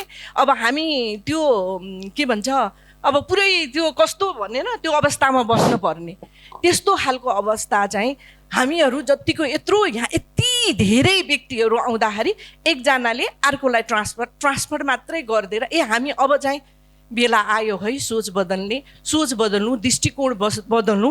अर्कोलाई भन्दाखेरि मलाई कस्तो हुन्छ त्यो खालको समान अनुभूतिको महसुस गरौँ, त्यसले धेरै इम्प्याक्ट गर्छ होइन। त्यो बच्चा एउटा सानो 2 वर्ष 3 वर्षको बच्चालाई आज त्यो ठाउँसम्म ऊ डिप्रेसनमा गएर ड्रगिस्ट भावे के गर्ने। त्यो समाजले मलाई मेरो छोरा फिर्ता दिन्थ्यो, त्यो बेलामा उसले सुसाइड गरेको भने के गर्ने, त्यो समाजले मलाई मेरो छोरा फिर्ता दिन्थ्यो। ऊ टिनेजर हुँदासम्म पनि जब चाहिँ उसलाई तेरो आमा चाहिँ योसँग हिँडी यस्तो रे भनेर अझ पेपरमा पनि छापिदिया, त्यस्तो गर्दाखेरि उसलाई कस्तो इम्प्याक्ट पर्छ होला। उसले सुसाइड गरेको भए मेरो छोरा यो समाजले फिर्ता दिन्थ्यो। आज उसले सम्हालेर मेरो कुरा बुझेर मेरो काउन्सिलिङलाई उसले गरेर म सँगसँगै हिँडेर अहिले आजसम्म आज त त्यो ठाउँमा पुग्यो नि। नत्र भने कहीँ प्रोग्राममा बोलायो भने नजाने कि छोरा लिएर जानुपर्ने होइन, विदेश गएर आयो भने कहाँबाट कसरी के गरेर आयो भन्ने। अनि हामीले कसरी मेरो क्यारियर डेभलप गर्ने, म कसरी मेरो राइट टु डेभलपमेन्टको मेरो कन्स्टिट्युसनल राइटलाई पनि हनन हुने गरेर त्यस्तो दृष्टिकोण चाहिँ राख्नु हुँदैन भन्ने चाहिँ मेरो कुरा हो। किनभनेदेखि एउटा त्यो व्यक्ति मात्रै होइन, त्यो व्यक्तिको वरिपरि बसेको मान्छेहरूलाई ठुलो इम्प्याक्ट पर्छ। जस्तो अहिले प्रकाशजीले भन्नुभयो मैले छोराछोरीलाई हेर्न सकिनँ भने, उहाँको छोराछोरीलाई त सोध्या छैन नि त, उहाँले हेर्न सक्नु भएन। उहाँको छोराछोरीले बुवाको विषयमा कस्तो सोच्या होला, उसलाई स्कुलदेखि लिएर कहाँ पढ्छ, स्कुल ठुलो, अब कहाँ ठुलो भए कलेजदेखि लिएर कस्तो इम्प्याक्ट पर्छ होला होइन। तेरो आमा यस्तो, तेरो बाउ यस्तो, यस्तो नभनौँ, सोचौँ, विचारौँ, 3 चोटि 4 चोटि 5 चोटि 10 चोटि सोचेर अनि बोल्नुभन्दा पहिला त्यो ठाउँमा आफूलाई राखौँ कि म त्यो ठाउँमा हुँदाखेरि मलाई कस्तो अनुभव हुन्छ भन्ने होइन भनेदेखि नबोलौँ। अनि म जहिले पनि के भन्छु भनेदेखि, यो कुरा आज मैले सेयर गरेँ, अब मलाई एकदम रोक्न सकिनँ, 3 जना एकदम व्यक्तित्वहरूबाट सुने पनि, र म बोल्छु भन्ने नै प्रोग्राम भएको भएर मैले यो कुरा बोलेँ। र मैले तपाईँहरू कसैलाई नराम्रो चाहिँ एउटा कुरा भन्ने लाग्छ भने म आफूलाई नै क्षमा गर्छु, म आफूलाई क्षमादान गर्छु। केही छैन त्यस्तो। थ्याङ्क यू हजुर, थ्याङ्क यू फर सेयरिङ। त्यहाँ मुहा म्याडमले बोल्छु भन्नुभएको छ हजुर। हस्, thank you for sharing. I know you, उहाँले अघि भन्नुभयो नि अखबारमा पनि भनेर। अब यो कुरा पनि म अलिकति कस्तो भन्दाखेरि, एकपल्ट उहाँको अखबारमा उहाँको बारेमा अलिकति केही कुराहरू आयो अनि उहाँ मसँग आउनुभयो र त्यति बेला चाहिँ के थियो भन्दाखेरि, त्यति बेला चाहिँ उहाँले अब चाहिँ नि म बाँच्न सक्दिनँ किनभने अखबारमै आइसक्यो कुराहरू, म चाहिँ बाँच्न सक्दिनँ अब भनेर हजुरसँग यति चाहिँ आएँ भनेर। केही कुराहरू के हो यो भनेको त यति धेरै स्लिपिङ ट्याब्लेट बोकेर है, त्यो लेभलबाट गुज्रेर आएको महिलाहरूले यति धेरै छ हाम्रो सोसाइटीमा होइन, जसले चाहिँ आफ्नो बच्चालाई अब अनेक स्ट्रगलबाट पढाएर पिएचडी डक्टर साहब बनाएर के छ धेरै कुराहरू। हस्, अब हाम्रो अर्को पर्सनल सेयरिङ हजुर प्लिज। सम्पूर्णमा नमस्कार, म सुमन अर्याल यादव। मेरो घर चाहिँ रौतहटको मौलापुर नगरपालिका। म पहाडको छोरी अनि तराईको बुहारी। सुरुमा म पहाडमा हुर्केको छोरी, तराईमा गएर तराईको बुहारी भएर बस्नु पर्दा एक प्रकारको नजरबन्द जस्तै थियो, बाहिर हेर्न पनि नपाउने। अनि मेरो मनमा कस्तो लाग्थ्यो भने कसरी यो कुराहरू चाहिँ कसरी चेन्ज हुने, यो बुहारीहरूले सधैँ घुम्टोभित्र कसरी बस्ने, यो कुराहरू चाहिँ कसरी चेन्ज हुने भनेर एकदम खुल्दुली एकदम औडा हुन्थ्यो। अनि त्यस्तै टर्ममा अब बाहिर कस्तो हाम्रो पहाडको चिलेहरूलाई उतातिर चाहिँ कस्तो सेन्स हुँदो रहेछ भने, पहाडको केटीहरू त जोसँग पनि चिया खान जान्छन्, जहाँ पनि जान्छन्, जाउँ भन्ने बित्तिकै फुर्क पर गइहाल्छन् भन्ने एउटा त्यो छाप परेको। अनि मेरो मनमा चाहिँ कस्तो भने यो कुराहरू चाहिँ कसरी हटाउने, जसरी पनि हटाउनु पर्छ, यो त मेरो कर्मक्षेत्र हो कि त मैले यहाँ भाग्नु पऱ्यो। यदि बस्नु छ भने चाहिँ अब घरैबाट सुरु गर्नु पऱ्यो। घरको जेठी बुहारी म कसरी सुरु गर्ने त, अब सास ससुराहरू मेरो पढ्नु भएको थिएन, श्रीमान मेरो प्रहरी हुनुहुन्थ्यो, उहाँ पनि कार्यक्षेत्रमा। अनि त्यो घरबाट गेटबाट बाहिर निस्किनु नपाउने बुहारीले परिवर्तन कसरी गर्ने। अनि पछि त्यो 2074 सालमा जुन स्थानीय तहको चुनावको कुरा आयो, त्यसपछि हाम्रो क्षेत्रको मान्य चाहिँ प्रभु शाह हुनुहुन्थ्यो।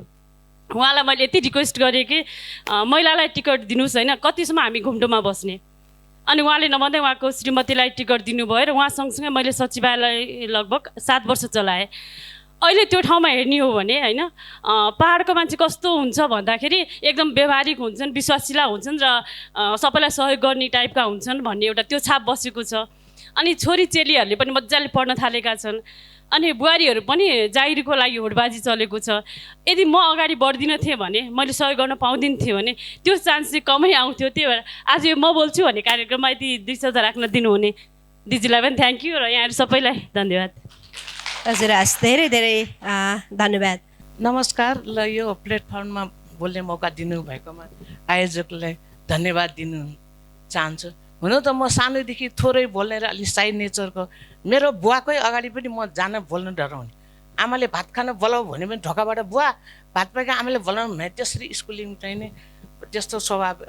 म जन्मेको काठमाडौँमा भए पनि हुर्केको तराई वीरगन्जमा हो, त्यहाँको बहुद्देशीय त्रिजुदमा चाहिने को एजुकेसनमा पढेँ। अनि म सानैदेखि मेरो आफ्नो आइडेन्टिटी आफै बनाउनुपर्छ। मेरो डक्टर पढ्ने ठुलो इच्छा थियो, एम इन लाइफ यसै लेख्दा म फ्युचरमा डक्टर पढ्छु भनेर जहिले पनि लेख्थेँ, तर दुर्भाग्य समय मिलेन थियो। अनि अब आमा चाँडै बित्नुभयो। म घरको जेठी छोरी, मेरो 6वटा भाइ। अब पहिलाको त डाँडा काँडाले सन्तान ढाकोस् भने चाहिँ एभ्री इयर एउटा भाइ बहिनी पाउने, अब त्यस्तै भनौँ परिवार है। अनि मेरो 6वटा भाइ, म सबभन्दा ठुलो दिदी। अब आमाले केही गर्न नपाएर आमा बित्नुभयो। अनि बुवा चाहिने आत्तिनु भयो। मैले एसएलसी राम्रो पास गरेँ, म फेरि डिफ्रेन्ट सोचाइको आफ्नो आइडेन्टिटी बनाउनु पर्छ भने सानैदेखि म गृह विज्ञान नपढेर संस्कृत पढ्ने, भूगोल पढ्ने, जहिले पनि नयाँ नयाँ उसमा लाग्नुपर्छ। वन्डर अफ वर्ल्ड किताबहरू पढ्ने लेख्ने मलाई खुब इन्ट्रेस्ट भएको। म यो ठुलो भएपछि वन्डर अफ जति 7वटा आश्चर्य म अवश्य पुग्छु भने त्यसमा एउटा दुईवटा बाँकी होला। मैले ठुलो भएपछि त्यो पुरा गरेँ आफ्नो कमिटमेन्ट।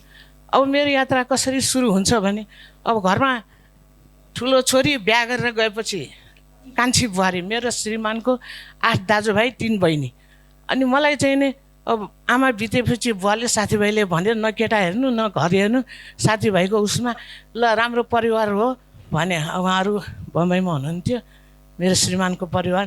पढाउँछु भने म पनि दङ्ग ल तिमीलाई पढाउँछु भनेछ। मैले बिहा गर्ने बुवालाई तिमीले बिहा गरेर हेर्नु नानी, तिम्रो आमा अपर्झटमा यसो गयो, मलाई पनि के ठेकान, फेरि केटा मान्छे जसरी पनि हुर्किन्छ, तिमी एउटा छोरी दुःख पाउला, यताउता होला, नाइ नभन्नु, यसो कुरा आछ बिहा गर्नुपर्छ भनेर भने। म त पढ्नुपर्छ, म डक्टर पनि मेरो कस्तो इच्छा भनेको होइन। उहाँ मैले कुरा गर्छु कि पढाउँछु भन्नुभएछ भने पढाउँछु भनेपछि त ढुक्क भयो। अब पढाउन सक्ने परिवार पनि हो ल भनेर बुवाले दिएको ठाउँमा गएँ। अब 2-4 दिन त अब नयाँ दुलै यताउता भयो। अब त्यसमा सुरुमा धेरै काम कुराहरू त्यस्तो नजानेर उ गरेँ। अनि बिस्तारै मैले आमा म पढ्छु 1 महिना जति। कहाँ पढ्ने के पढ्ने, यो घर भात कसले पकाउने, घरको धन्दा कसले गर्नु चाहिँ म झसँग खाल्डोमा परेँ। अब धेरै रोएँ धोएँ होइन, केही सिप लाएन। अनि त्यसै गरेर दिन बित्दै गयो। मेरो 3टा छोराछोरीहरू, एउटा छोरी 2टा छोराहरू पाएँ अन्तरालमा। अनि अब आफ्नो बुहारतन सिद्धियो। अब कन्जर्भेटिभ मलाई घरैबाट पनि धेरै अब नभनौँ परिवारको नराम्रो कुरा, नेवार बुहारीहरूलाई पनि धेरै गाह्रो छ। जति गरे पनि सुख नपाउने, अबगाल अबजस कोटाइकन उ गर्ने, सपोर्ट हेल्प नगर्ने। तर मेन फिजिकली टर्चर त छँदैछ बिहान 5 बजीदेखि राति 12। तर मेन्टली टर्चर पनि शब्दबानहरू धेरै आउँछ कि त्यो सहन गाह्रो। सहँदा अहिले बलियो भएर म यसो बाहिर बोल्न सक्ने भएछ। अनि मेरो त आइएससी मैले पास गरेर बिहा गरेको। अब मैले पढ्न पाउँछ भने सुता त पढ्ने त उ भएन। 20 वर्षको ग्याप मेरो छोराछोरी 3टा हुर्काएर जब मेरो आफ्नो सासू ससुर आफ्नो सबैको चाहिँ बुहारीको ड्युटी सिद्धिएपछि सबै दाजुभाइ आफ्नो परिवारमा गयो। म पनि आफ्नो 3 नानीहरू श्रीमानसँग अलग आएँ। अब मलाई त जहिले पनि मैले पढ्न पाएन, मेरो आफ्नो परिचय बनाउन पाएन भने त्यो त तकलिफ, मनमा पीडा त ठुलो थियो। अब के गर्ने त भन्ने यहाँ औद्योगिक प्रतिष्ठानमा एउटा उद्यमी बनाउने सुवर्ण मौका भन्ने त्यस्तो तालिमको कान्तिपुरमा आयो। मैले त्यो पेपर बोकेँ, रङ नम्बर थियो, खोजी निची गर्न गएर त्यहाँ चाहिँ नि पेपर ल्याएँ, फर्म भरेँ, पढेँ। त्यो 5 हप्ताको तालिम। अनि त्यसमा मलाई सानैदेखि ज्वेलरीमा इन्ट्रेस्ट भएकोले अब सबैले आफ्नो आफ्नो बिजनेस प्लान त्यस्तो दिनुपर्ने। मैले चाहिँ नि त्यो ज्वेलरी भन्ने प्रपोजल दिएको थिएँ। त्यहाँ धेरै कुराहरू आयो, सेलेक्ट पनि भयो। मैले अब बोल्न उ गरेको छ, यसले केही गर्छ भने सर म्याडमले लाग्यो होला। अनि कति कमेन्ट आयो, केटी मान्छेले पनि यस्तो साक्यो भाँडाले गर्ने काम गरेर खान्छ र भने। अब भने कसैको निधारमा त लेखेको हुन्छ नि केटीले यो गरे केटा, त्यो त आफ्नो इन्ट्रेस्ट र चोइसको कुरा हो होइन। अनि जसले जे भने पनि मनमा चाहिँ नि मैले एक चिज सोचेर गर्छु पछि म गर्छु भनेर मैले आँटेँ। ट्रेनिङ लिएर अनि मैले काम सुरु गर्नलाई सबै ठिकठाक गरेँ। अब त्यो बेलामा श्रीमानले सपोर्ट गरेर म त घरको हाउसवाइफ, पहिला एउटा टिका र लिपस्टिक किन्न 150 पनि हात थाप्नु पर्ने। मैले यसो गर्नु भन्दा मलाई अपमान लाग्थ्यो। म कुनै दिन यसो गर्न सकूँ भन्ने मेरो सोचाइ थियो।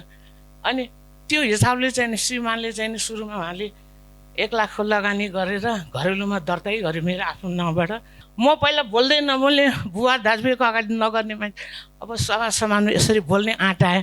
यो बोल्नुपर्छ, अलिकता सेयर गरौँ भनेर बोलेको हो। धन्यवाद। अब भन्यो थ्याङ्क यू हजुर, थ्याङ्क यू म्याम, धेरै धेरै धन्यवाद हजुर। 3जनाको पनि एकदमै मन छुने लाग्यो। मेरो नाम दुर्पता शाहसाई हो। मेरो घर सुदूरपश्चिम अछाम हो। हामी यहाँ सुदूरपश्चिमका 4-5 जना दिदीबहिनीहरू आएका छौँ। अलिक फरक यहाँको जस्तै कार्यक्रम अनुसार एडभोकेसीको कुरा छ होइन।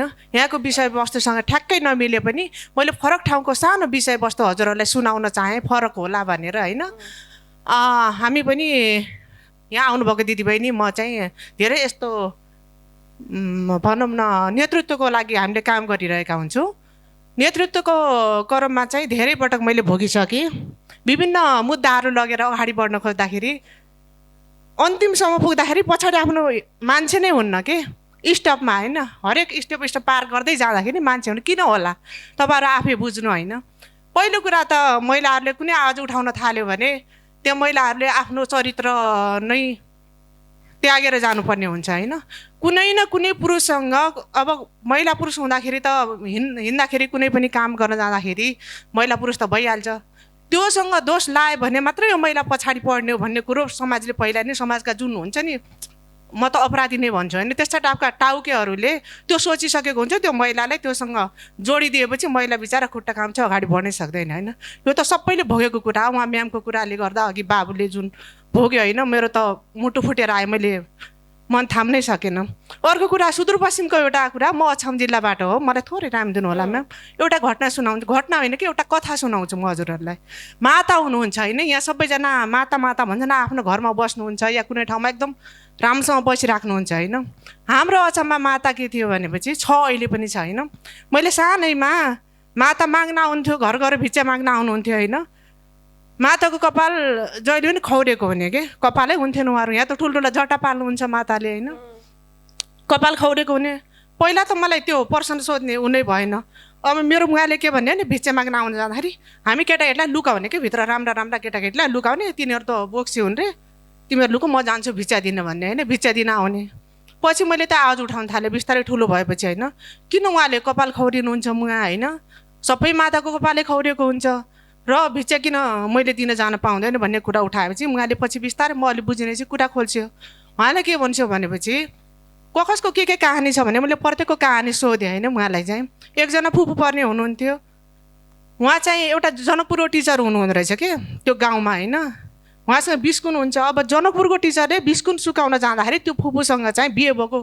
फुपूसँग चाहिँ सँगै बिस्कुन यसो फिजाउन जानुभएछ कि उहाँसँग लालचना लाएर उहाँलाई चाहिँ उहाँको श्रीमानले छोड्नुभयो होइन एकजना विधवा महिला हुनुहुन्थ्यो उहाँ पनि त्यही गाउँठाउँकै हुनुहुन्थ्यो अलि टाढा टाढाको भिक्षा माग्न आउनुहुन्थ्यो जहिले पनि उहाँ के हो त हामी त फुपू भन्छौँ नाता पर्छ होइन फुपू किन हामी चाहिँ घरमा बसिरहेछौँ उहाँ चाहिँ किन भिक्षा माग्न आउनुहुन्छ भन्दाखेरि उहाँ विधवा हुनुहुँदो रहेछ 5-6वटा केटाकेटी रहेछन् होइन धान गोड्ने ठाउँमा एकजना पुरुष गएर जाँदाखेरि उहाँलाई चुरोट दिनुभएछ होइन उहाँसँग लालचना लगाएर उहाँलाई चाहिँ समाजले एकदमै तिरस्कार गरेछ होइन एकदमै राम्रो उहाँहरू होइन सबैजना जो जति हुनुहुन्थ्यो उहाँहरू माताहरूलाई सबै त्यही लालचना लगाइएको रहेछ अनि उहाँहरू चाहिँ रिसले समाज जति सकिएन समाज ल त मेरो सुन्दरतामाथि यस्तो गर्ने चाहिँ उहाँहरू कपाल खौरिने माता हुने सबैजना कपाल खौरे त कुरूप भयो महिलाहरूलाई टिका पोत्या चुडा लगाउँदाखेरि राम्रो देखिन्छ त्यसो गर्दाखेरि कुनै कुनै पुरुषले आँखा लगाइहाल्छ मातै भए पनि छोड्दैन होइन आखिर उहाँले आफ्नो कपाल मुण्डन गरे एकदम कुरूप गराएर सेतो लुगा लाएर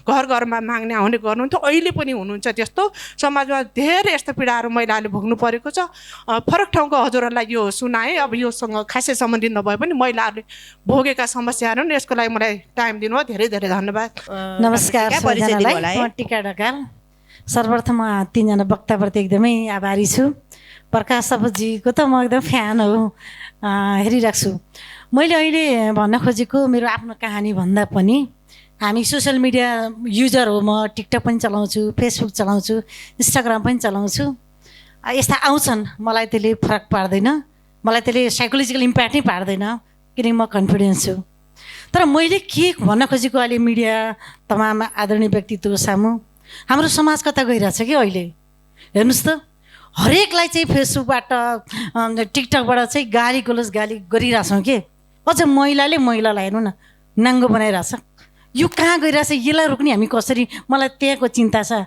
प्रविधिबाट हुने हिंसा यो हो हामी आजको यो हलबाट यस्ता खालका प्रवृत्तिलाई हामीले अन्त्य गर्नको लागि हामी आवाज उठाउनुपर्छ आफ्नो व्यक्तिगत समस्या मात्र भन्दा पनि सामाजिक यो हिंसा छ नि म अहिले पोलिटिकल लिडर बन्न खोजिरहेको छु त्यही खालको स्टार्टर लेख्छु हजुरले मेरो फेसमा हेर्नु भने यति गाली देख्छु कि मैले आमामा अनि मलाई हाँसो लाग्छ कि कस्तो चिन्तन हो त हाम्रो समाज हामीले यो समाजमा मानवताको यही हो त म आइडियोलोजीमा म फरक विचारको मान्छे हुँला नि त मैले मेरो पार्टीको सिद्धान्त बोकेर हिँडेको छु मलाई मनपर्छ होला जो व्यक्तिले आफ्नो पार्टीको सिद्धान्तलाई देखाउनु पऱ्यो नि गाली गरिदिनु त मैले टिकटकमा हेर्छु खोलेर एक महिलाले अर्को महिला नङ्गाइरहेको छ अनि कोही व्यक्तिको व्यक्तिगत चाहना इच्छा होला, साथी होला, पर्सनल लाइफ होला, अनि पत्रिकामा लेखिदिने त, सोसियल युट्युबबाट भनिदिने त उसको बारेमा, अनि उसलाई आत्महत्यासम्म पुर्याउन बाध्य बनाउने त त्यो मिडियाको,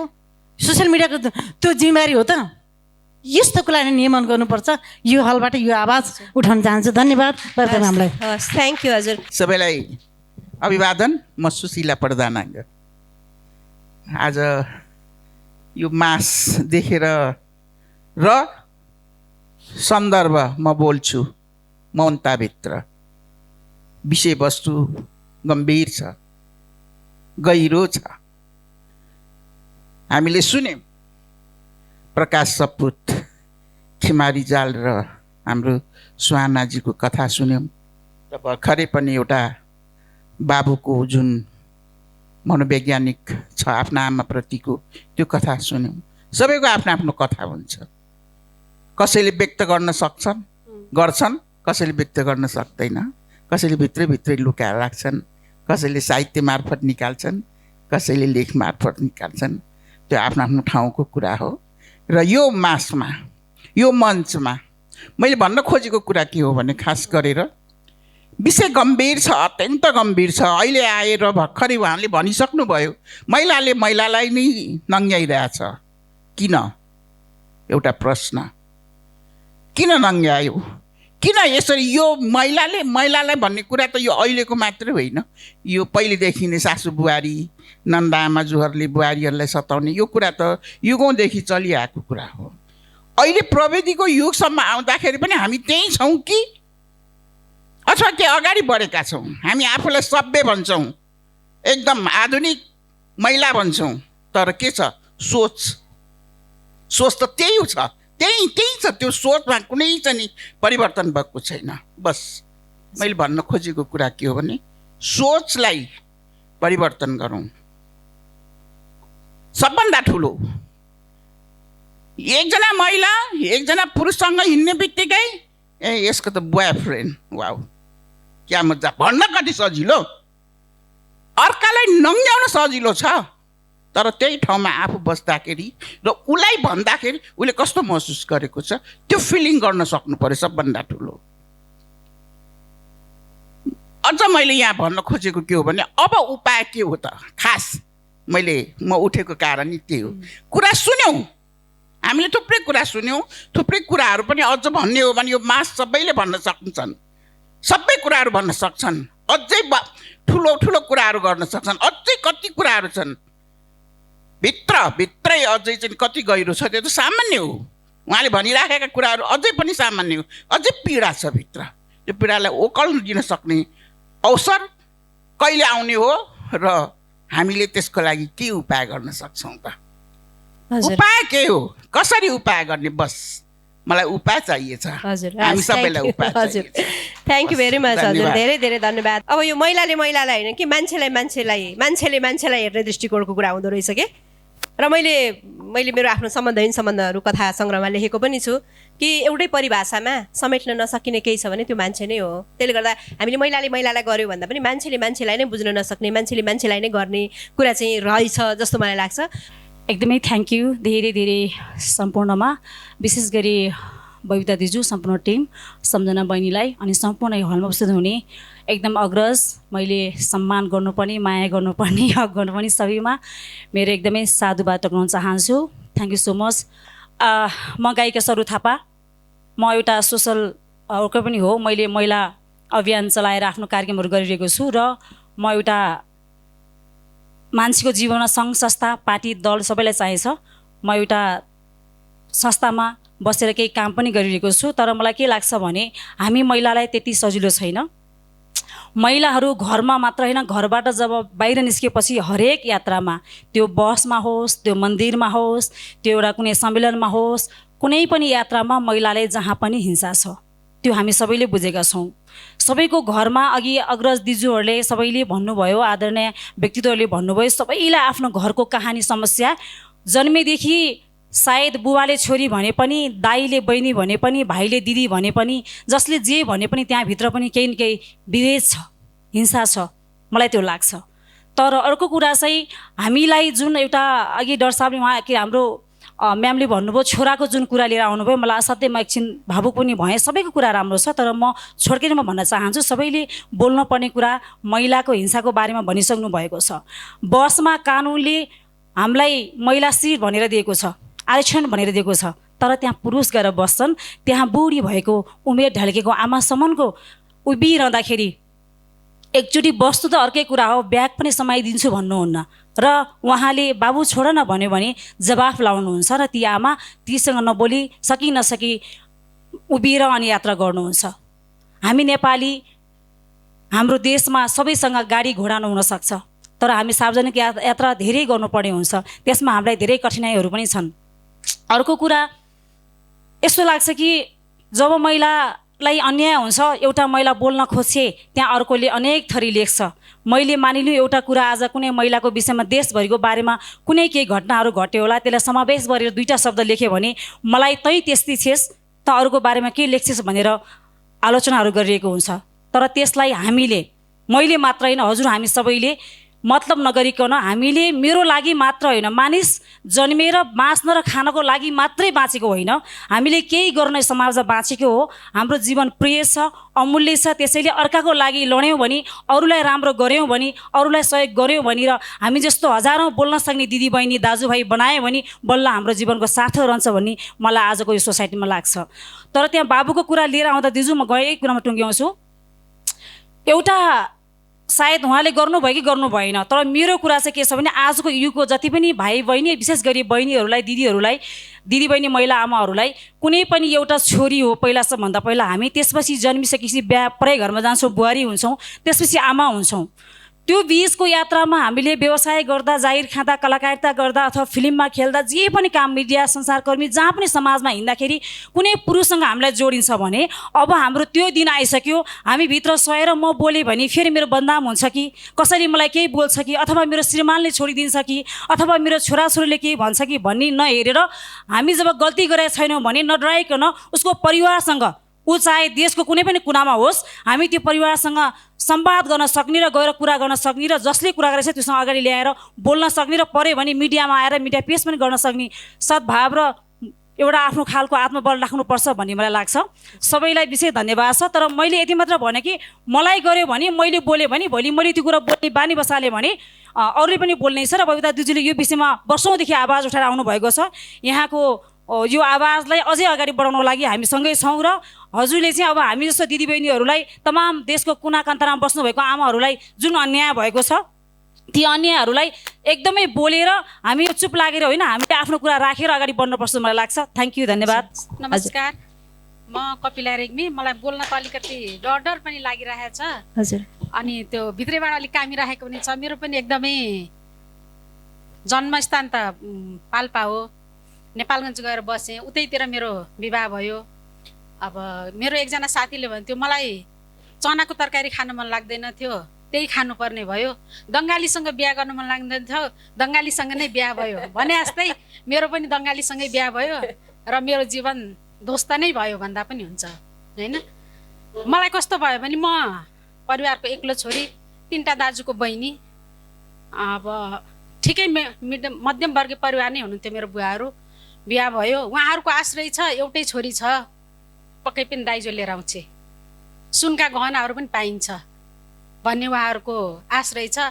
अब मेरो बुवाहरूले जे जति दिन सक्नुहुन्थ्यो, सामानहरू गहनाहरू जे दिन सक्नुभयो, तर त्यो विवाहमा सासू पनि आउनुहुन्छ भन्ने हामीलाई थाहा थिएन।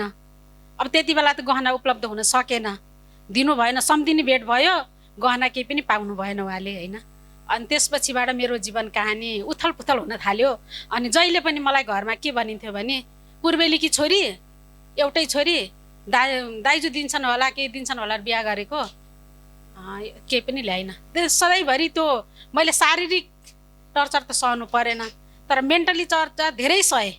सधैँ अब 10 वर्ष बित्यो, मेरो 2टा बच्चा पनि भयो। त्यसपछि म त्यो घर परिवारको व्यवहारहरू एकदमै सहन नसकेर म 2टा छोरी लिएर अलग बस्न थालेँ।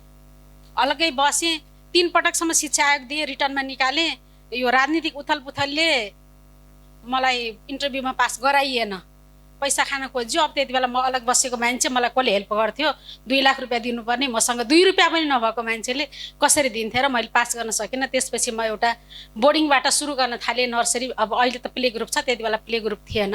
नर्सरीबाट सुरु गर्दै गर्दै गर्दै म चाहिँ 2टा छोरीलाई त्यही पढाउने, आफू पनि पढाउने गरेर आफ्नो जीवन गर्दै गर्दाखेरि छोरी ठुलो छोरी 5 वर्षको भएपछि मैले फेरि +2 जोइन गरेँ। एसएलसी पास भएको 18 वर्षपछि म पढेँ, मैले +2 पास गरेँ। त्यसपछि म अब मसँग पैसा छैन, म ब्याचलर पढ्दिनँ भन्ने थियो। मसँग भएको साथीहरू स्टाफहरूले के भन्नुहुन्थ्यो भने उहाँहरूसँग पैसा त थिएन, यस्तै पछाडिबाट पर्स निकाल्नुहुन्थ्यो। यति राम्रोसँग 18 वर्ष पास गरेर यस्तो राम्रो मार्क्स ल्याएर पढ्नुभयो, तपाईँले किन ब्याचलर नपढ्ने, पढ्नुहोस् न, हामी गर्छौँ नि तपाईँलाई हेल्प। सायद उहाँले दिनुहुन्थेन के थियो, तर पनि मैले आफ्नो सुरु गरेँ, म ब्याचलर पनि पास गरेँ। अनि उहाँ मेरो स्टाफहरूले के भन्थेन, अब छोरीले 5 क्लास पढ्दैछ, ठुलो छोरीले, सानो छोरीले 3 क्लास पढ्दै, आमा छोरी सँगसँगै पास गर्ने त होला नि है +2 भनेर मलाई त्यो अलिकति हेप्नुहुन्थ्यो। अनि म नेपाली मिडियममा पढेको मान्छे, त्यति बेला हामीले पढ्ने त बोर्डिङै थिएन। अनि त्यो मलाई 18 वर्षपछि त्यहाँ पढ्दाखेरि इङ्ग्लिस पढ्नु पर्यो। अब इङ्ग्लिस त सबैमा अनिवार्य भयो, तर त्यो +2 मा इङ्ग्लिस पढाउने टिचरले मलाई यस्तो हेप्नुहुन्थ्यो, यस्तो गराउनुहुन्थ्यो कि यसले पास गर्न सक्दिनँ, यसलाई चाहिँ होइन। अनि बिचबिचमा क्वेसन सोध्ने, उठाउने, यस्तो गर्ने गरिदिनु भयो। अनि पछि मैले यति मेहनत गरेँ, म ट्युसन पनि पढेँ, म रेगुलर पास गरेँ। रेगुलर एसएलसी पास हुने भन्दा पनि मेरो मार्क्स राम्रो आयो।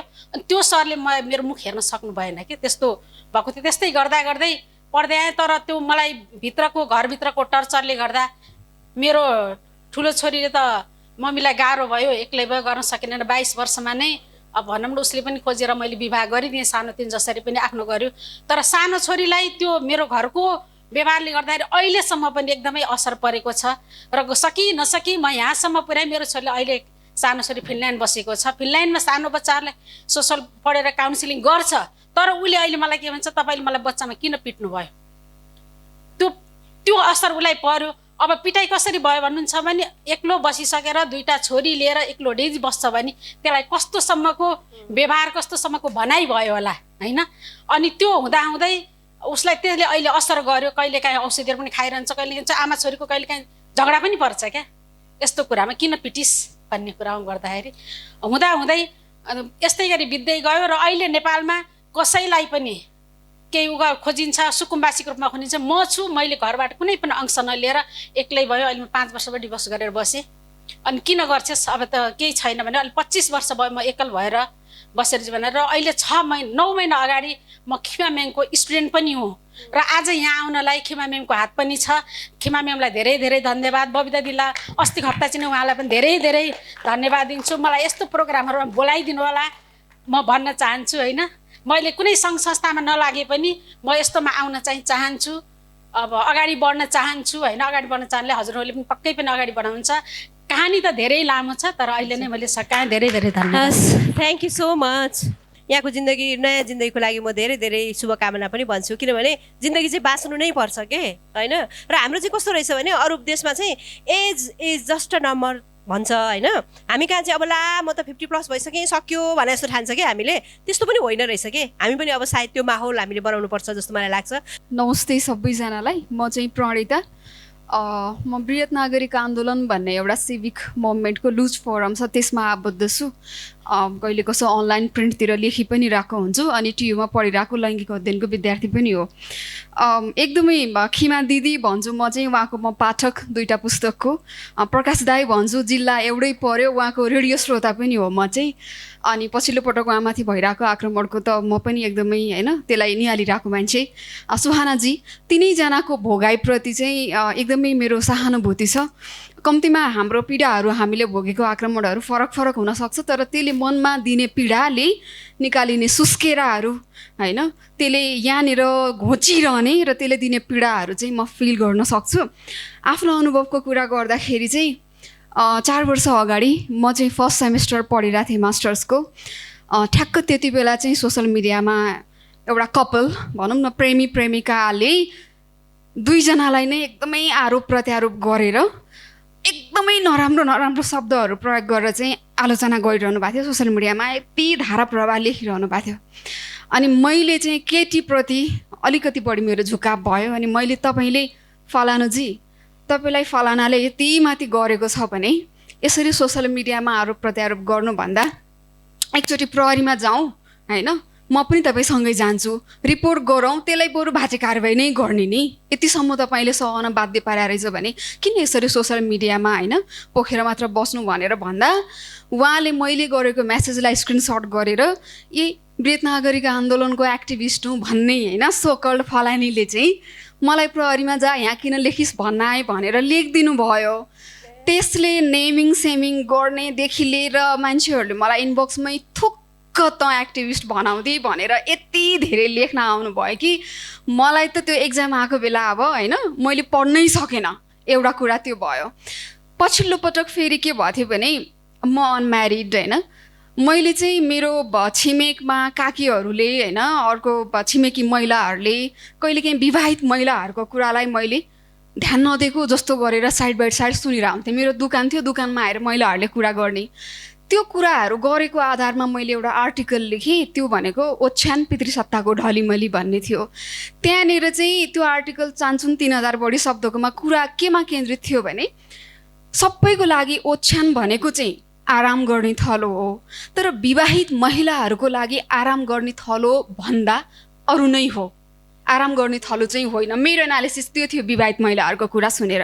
र के हो त आराम गर्ने थलो होइन भने विवाहित महिलाको लागि ओछ्यान के हो भनेर मैले लेखेपछि त्यो धेरै जसो त्यो 2000 भन्दा बढी एउटा त्यही पहिलो आर्टिकल थियो धेरै सेयर भएको, धेरै जसो पुरुषहरूले चाहिँ मलाई होइन यस्तो आर्टिकल लेख्ने मान्छे होइन तपाईँले त कस्तो कडा लेखेको हुन्छ नि, त्यो वान नाइटको कुरा अघि आएको थियो त्यो लेभलमा पुगेर बोल्ने क्या तपाईँसँग होइन भयो भने त टाइपको त्यसरी लेख्न थालेपछि मलाई यस्तो ढुङ्गाले हानेको जस्तो फिल भयो कि एकजना अनम्यारिडलाई कोही म्यारिड पुरुषहरू पेसागत हिसाबले प्रोफेसर छ, सरकारी होइन कार्यालयहरूमा उच्च पदस्थ कर्मचारी छ, ऊ राइटर पनि हो होइन, एकदम इन्टेलेक्चुअल भनेर मानिएको विभिन्न कार्यक्रमहरूमा पटक पटक सम्झिने गरेको मान्छेदेखि लिएर चिन्दै नचिनेको मान्छेहरूले पनि मलाई त इनबक्समा त्यो लेभलबाट होइन तिमी विवाहित हो कि, मैले मेरो चिनारी नसोध भनेर बायो राखेको छु फेसबुकमा होइन,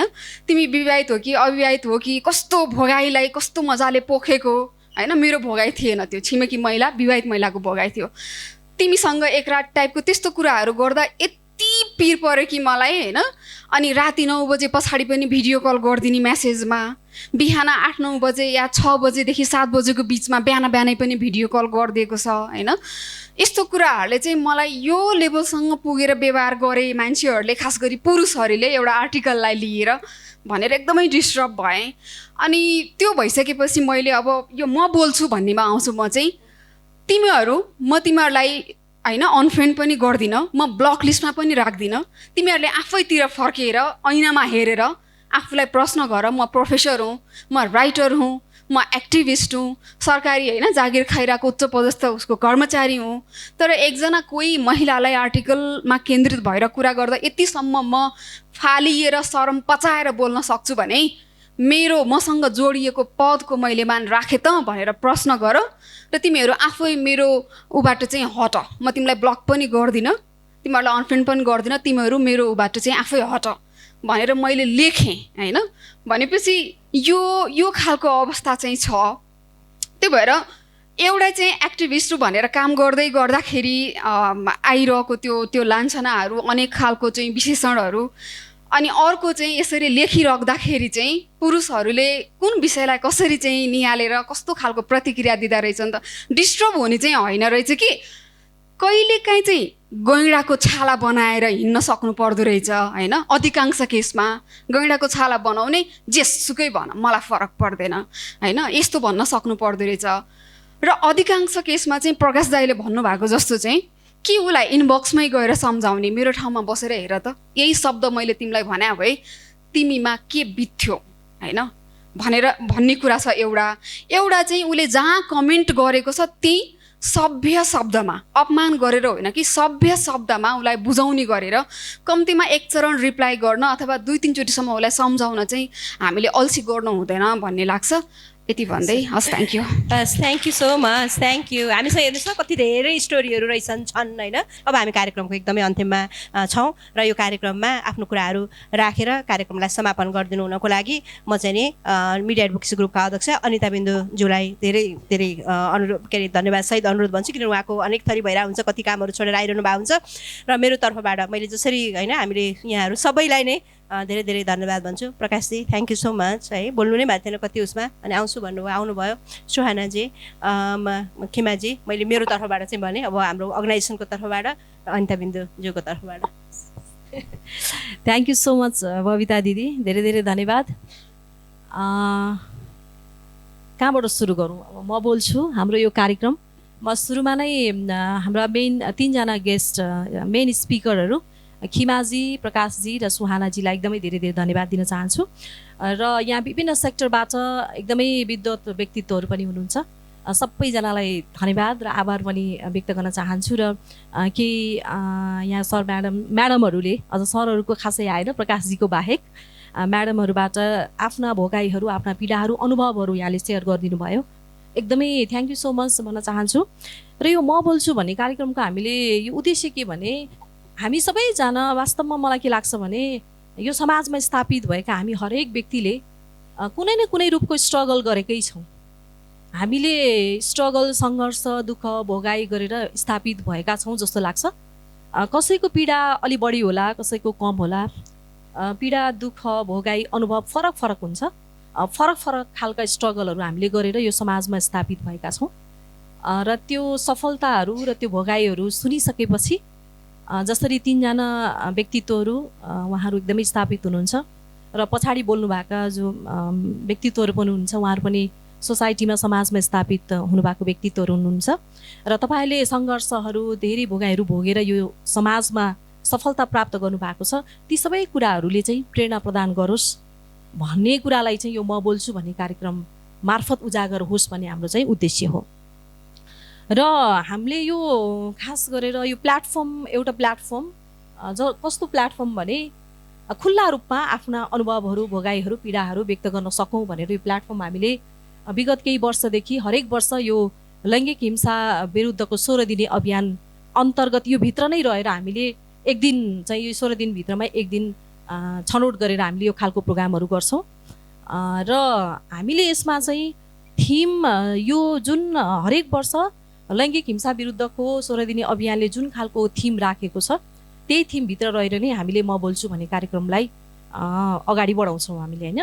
र अहिले चाहिँ यो राष्ट्रिय नारा र अन्तर्राष्ट्रिय नारा दुवै चाहिँ यो डिजिटल हिंसासँग जोडिएको नारा छ होइन। र यही नारामा केन्द्रित रहेर हामीले अहिले पनि यो म बोल्छु भन्ने कार्यक्रम आयोजना गरेका हौँ र वास्तवमा महिला र बालिकासँग जोडिएको नारा छ अहिले। र महिला र बालिकासँग मात्रै डिजिटल हिंसा छैन जस्तो लाग्छ।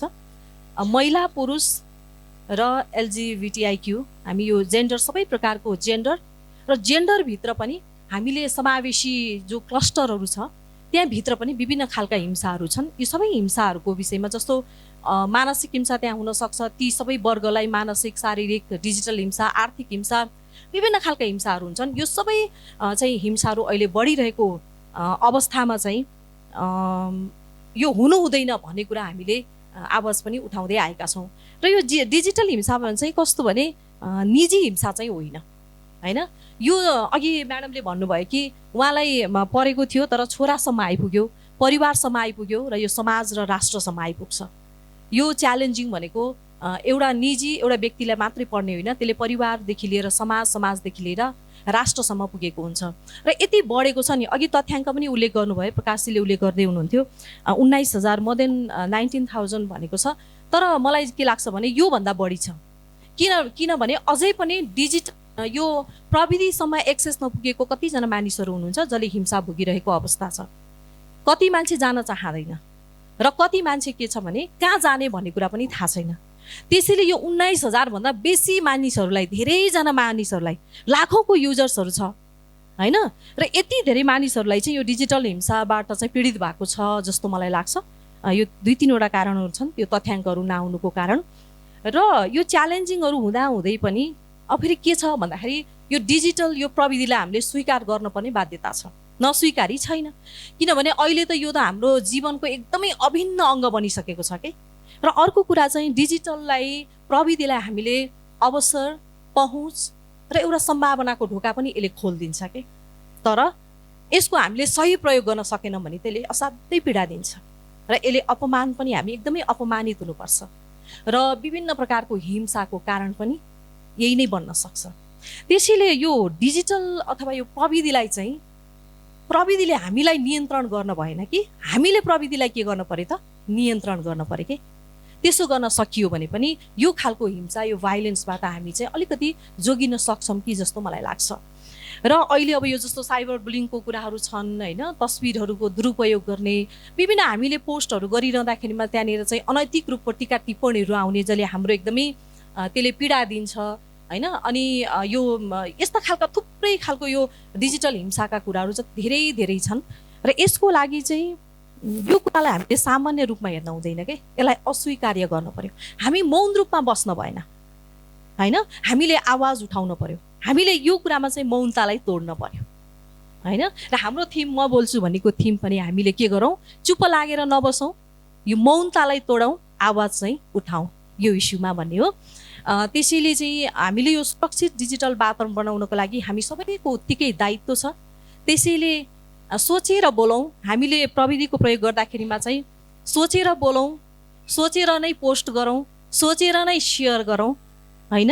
र प्रविधिलाई चाहिँ हामीले एउटा विकासको मार्ग अथवा अवसरको मार्गको रूपमा यसलाई प्रयोग गरौँ र अन्त्यमा यो डिजिटल दुनियाँमा चाहिँ मानवीयतालाई हामी सबैले जोगाउँ। थ्याङ्क यू सो मच सबैजनालाई।